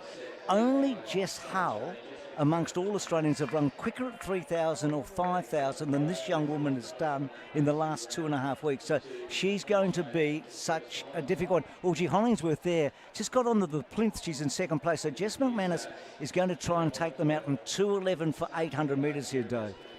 I just want to keep clear. Not quite satisfied with the pace there, and needs to be a little careful, Hollingsworth. She is a very good tactician. It's one of the things that I like about the way she runs. She always seems to get in the right spot. A little like Jess Hull, always in the right spot when it counts, and at the moment the right spot is right behind the pacemaker as they exit the straight for the first time. So she's second, Mabrado in third place. Jodie McCann sits just behind Hollingsworth, and then the tall figure behind those of Skyring. So Maudie Skyring there, looking for the New Zealanders. They're back a little at the moment. Cleo Richardson at the back there, but this is a different race for her. This is about experience for her and getting down amongst that personal best time. So you can see the stretch out there. This looks to be a pretty solid pace early. McManus looks to be doing the job. Hollingsworth Mabrado sits second and third at the moment. In fourth place then is McCann. She's from Ireland. She's a strong cross-country runner, so you know that she'll be there. Skyring behind her, Barrett behind her, and then Green behind her from New Zealand, and tucked in behind Green is Nagel. So they go through with 800 metres to run. And the time is pretty swift at the moment. So what do they go through in 1:55, 1:56? So that's around 4:09 pace. So the meet record here, Bruce, another meet record, is Sonia O'Sullivan's 4:10.09 from 1997. So that is certainly within the capabilities of this field. McManus doing a really good job here. So now she steps off after 900 metres. Hollingsworth left in front from Mabrado. So Hollingsworth, the 18-year-old, I think. Yep. Correct. And Mabrado at 19 years of age. So some huge talent here up the front of the pack. And we can see those behind Richardson at the back there. So Hollingsworth 4 leads, Mabrado 12. 5 McCann of Ireland, who moves up on Mabrado's shadow. And then 8 Skyring, the tall woman trained by Craig Mottram, and then Imogen Barrett behind her. And then just tucked in behind her is Rebecca Green.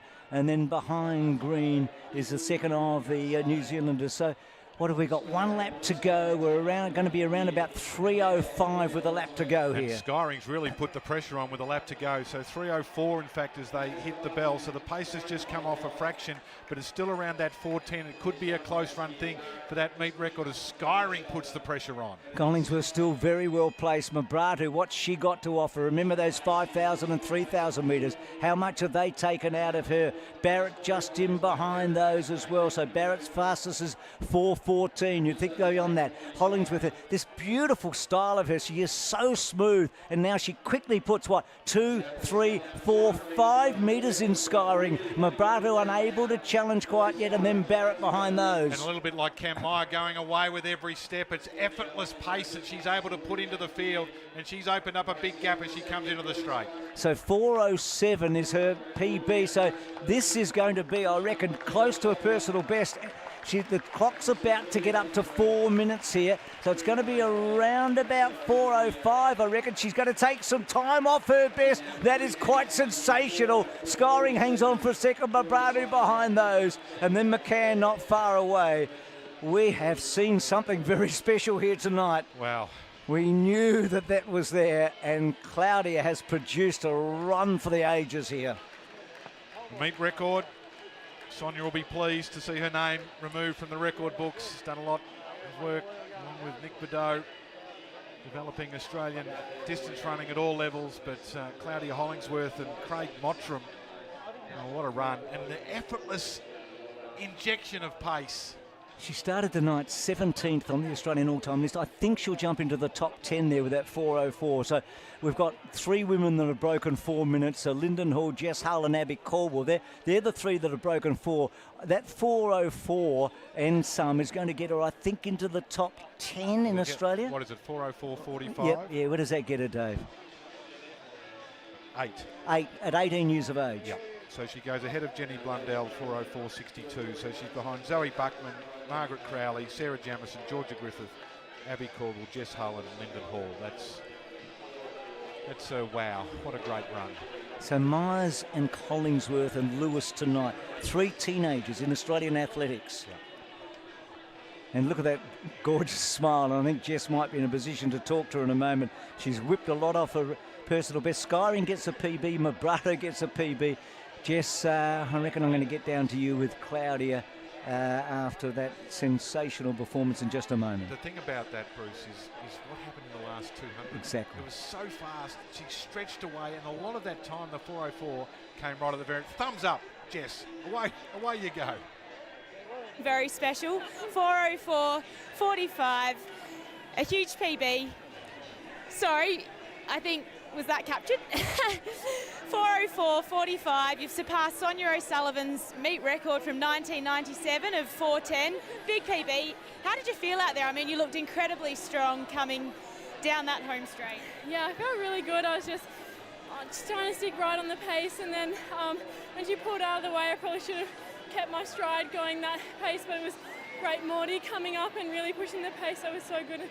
Such a good night. There's no wind and it's a bit late, but it's perfect, and it was really fun actually. Had a good night. I was nervous leading up to it, but really enjoyed the race. How does it feel going into a race with a training partner in Morty there? Does it calm you, or does it make you extra nervous knowing her strength?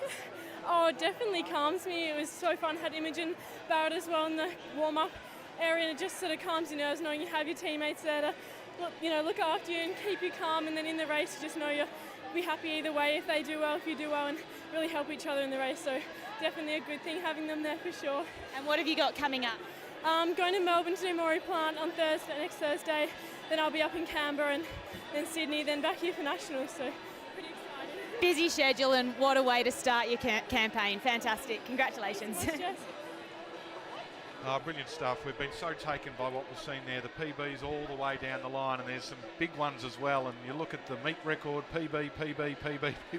Cleo Richardson, that is a World Junior qualifier of 4:22, 2 in 2 days, over 800 and 1500.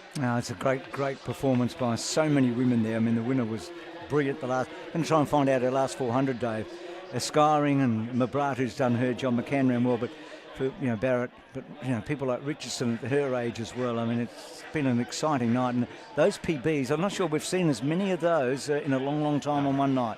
And I know I'm going to hark back to glory days, Bruce, but when I was a young athlete growing up, I just wanted to be in a meet competing against Gary Hunter. And for these athletes here tonight, no matter, you just want the opportunity to be exposed to the next level.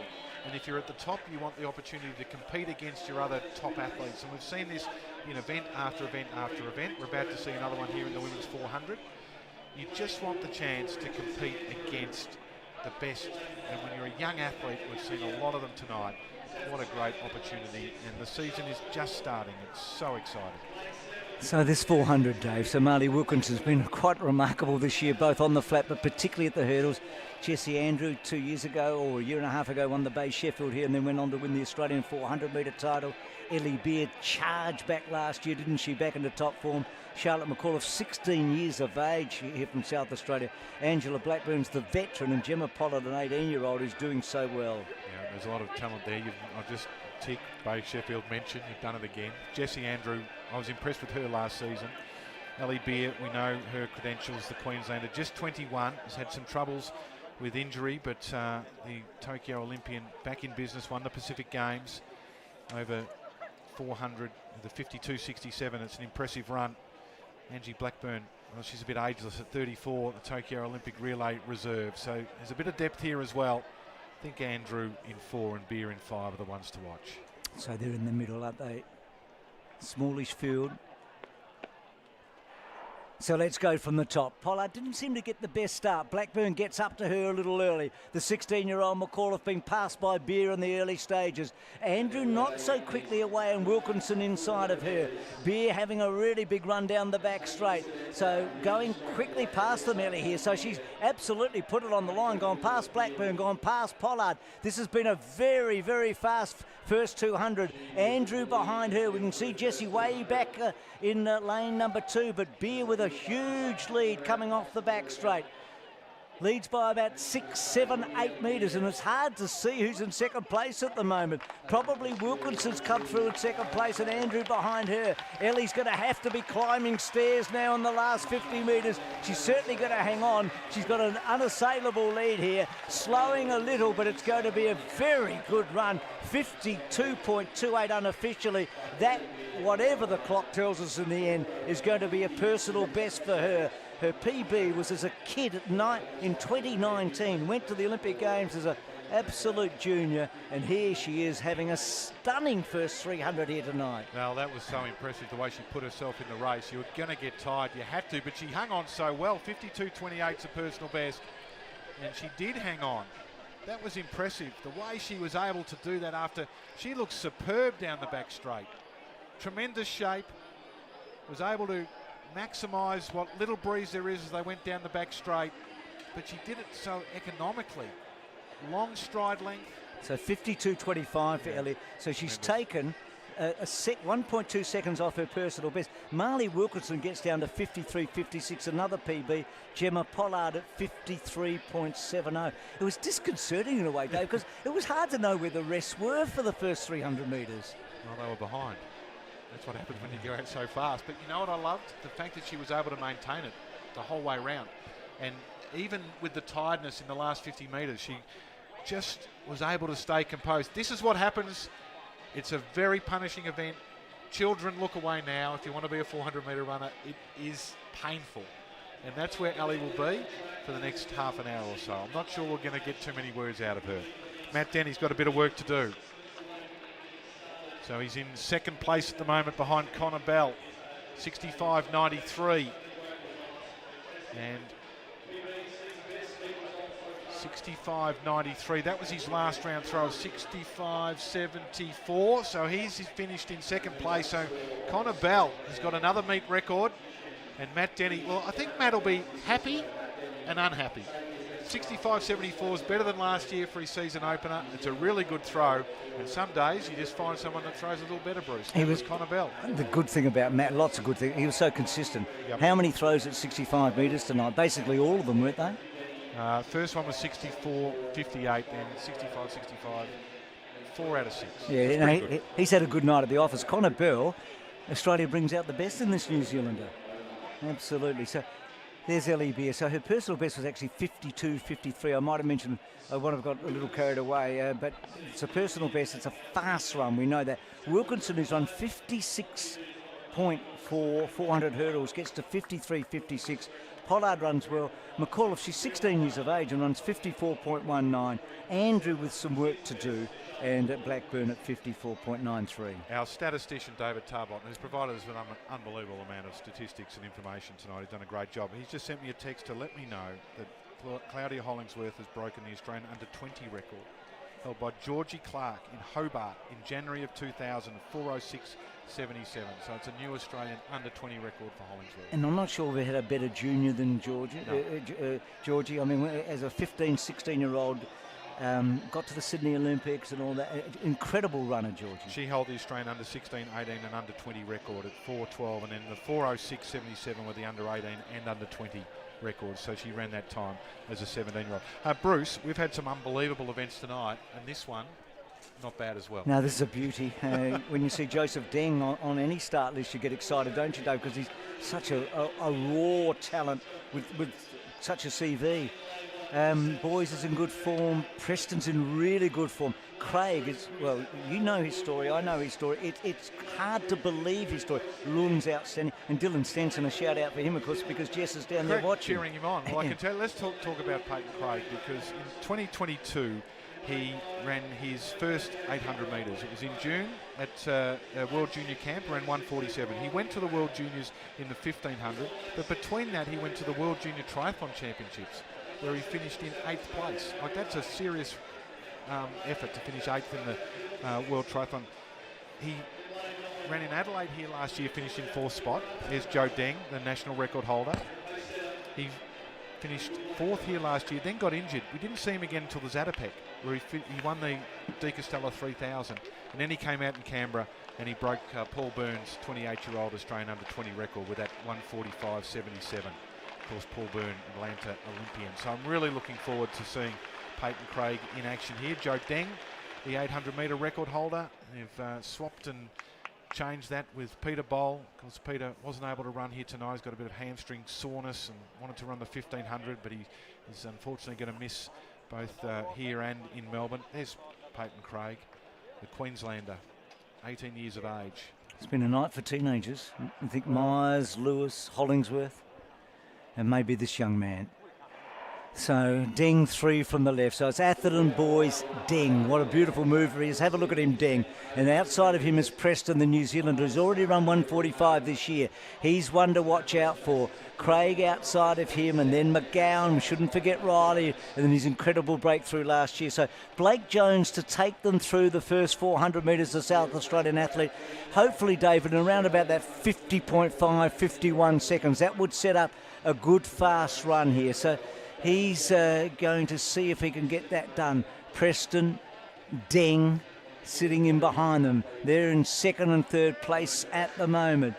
Then Craig in fourth place, and then Lund behind him, who was a 1:46 this year. So all those front runners are there. So let's see how close it is to that 50-second mark. It's going to be a bit slower. A little slower than they wanted, but it's still okay. And Deng, well, he'll be the man that Craig, who's a little rougher, isn't he? His shoulders are moving from side to side, but he was so impressive at this stage of the race in Canberra.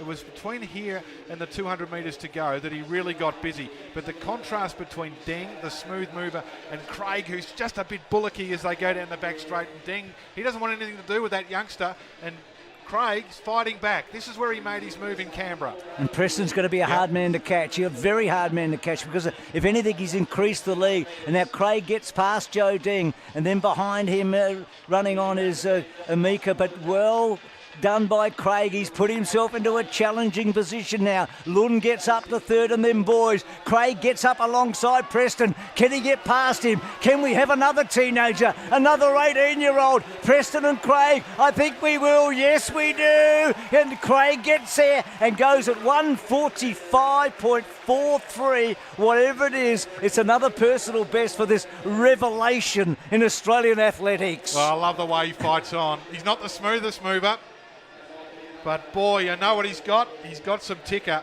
and he fights his way to the finish line. He had the perfect trail from Deng and then Preston out in front. But the way he fought on, and that is another big PB, and that will be another Australian junior record. Twice he's improved it now. And the fist pump, and why not? He's got a bit about him, hasn't he? I mean, have a look at this. So grits his teeth, knows that he's got Preston now. Preston did all that hard work down the back straight. And you were right about the time. I mean, it wasn't what they really wanted at the start. And what I love here, have a look at this. Yep, he's on the march, this 18-year-old. So tonight, 17-year-old Myers, 18-year-old Hollingsworth, 19-year-old Lewis, and now 18-year-old Craig. So 1:45.41, another Australian record. Preston gets 1:45.50. Lund runs his normal good race at 1:44.66, and Boys gets a personal best at 1:44.6. Again, from the bottom building up, Dave, the depth is very, very impressive. But I think we've been absolutely treated tonight to 4 young Australians, 3 men and 1 woman, that in many ways hold the future of the sport on their feet, the way they're going. Lots of highlights.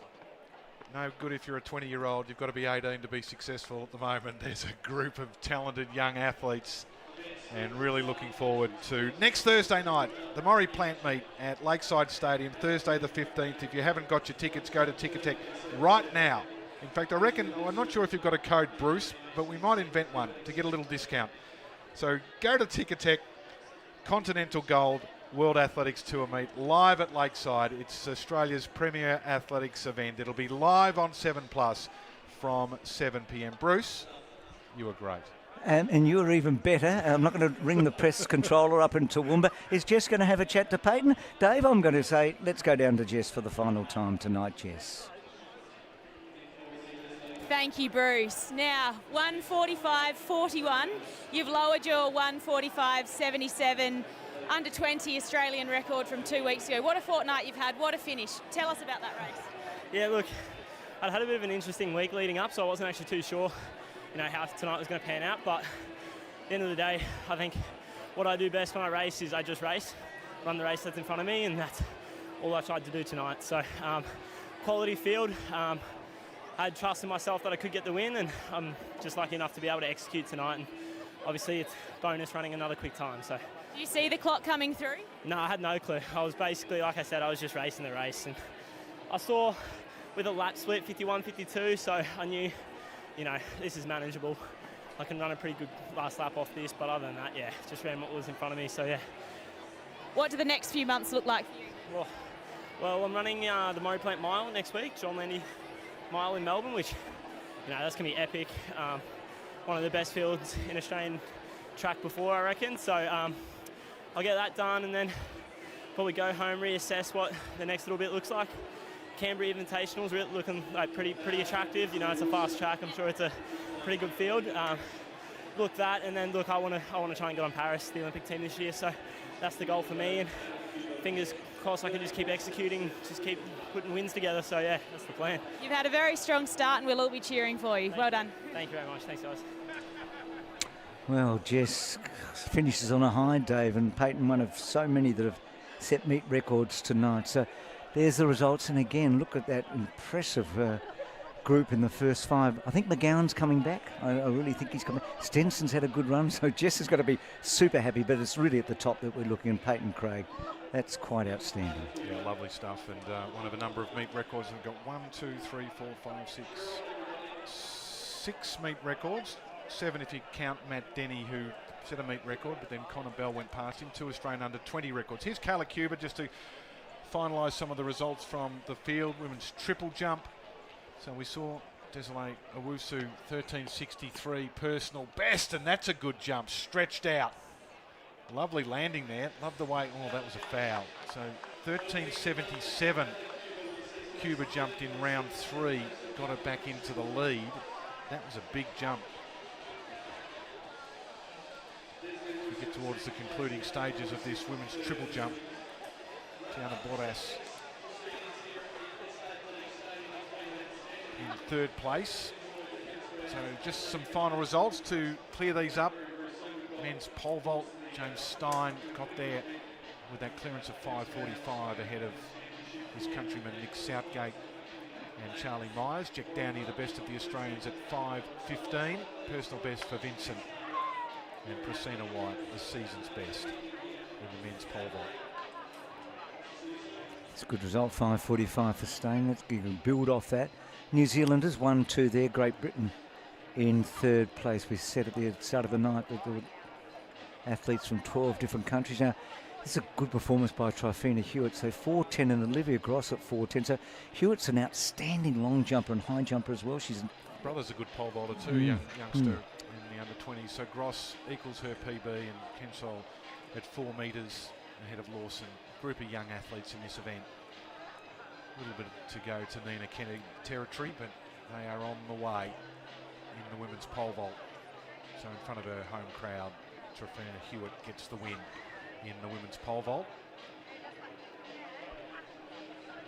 And that the women's triple jump, just to give you the full result there, it was Kayla Cuba with the win.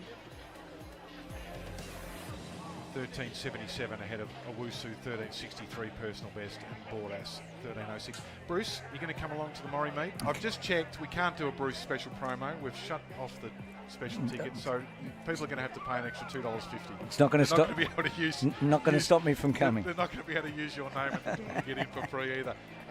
It's been a great night. It's always great to be calling with you, Bruce, but we've seen some fantastic athletics. We've seen a lot of athletics in Australia domestically. The depth of the performances tonight and some of the quality that we've seen was right up. Absolutely, Dave. No, great job by you, Jess, as well. So we couldn't have had a better start to the Chemist Warehouse Summer Series of Australian Athletics as we move on to Melbourne, and one of the highlights of any Australian season, the gold meet on Thursday night. So on 7+ as well. So if you watched it here tonight with Dave and myself, Tamsin joins us as well. So got so much to look forward to, Dave. See you then.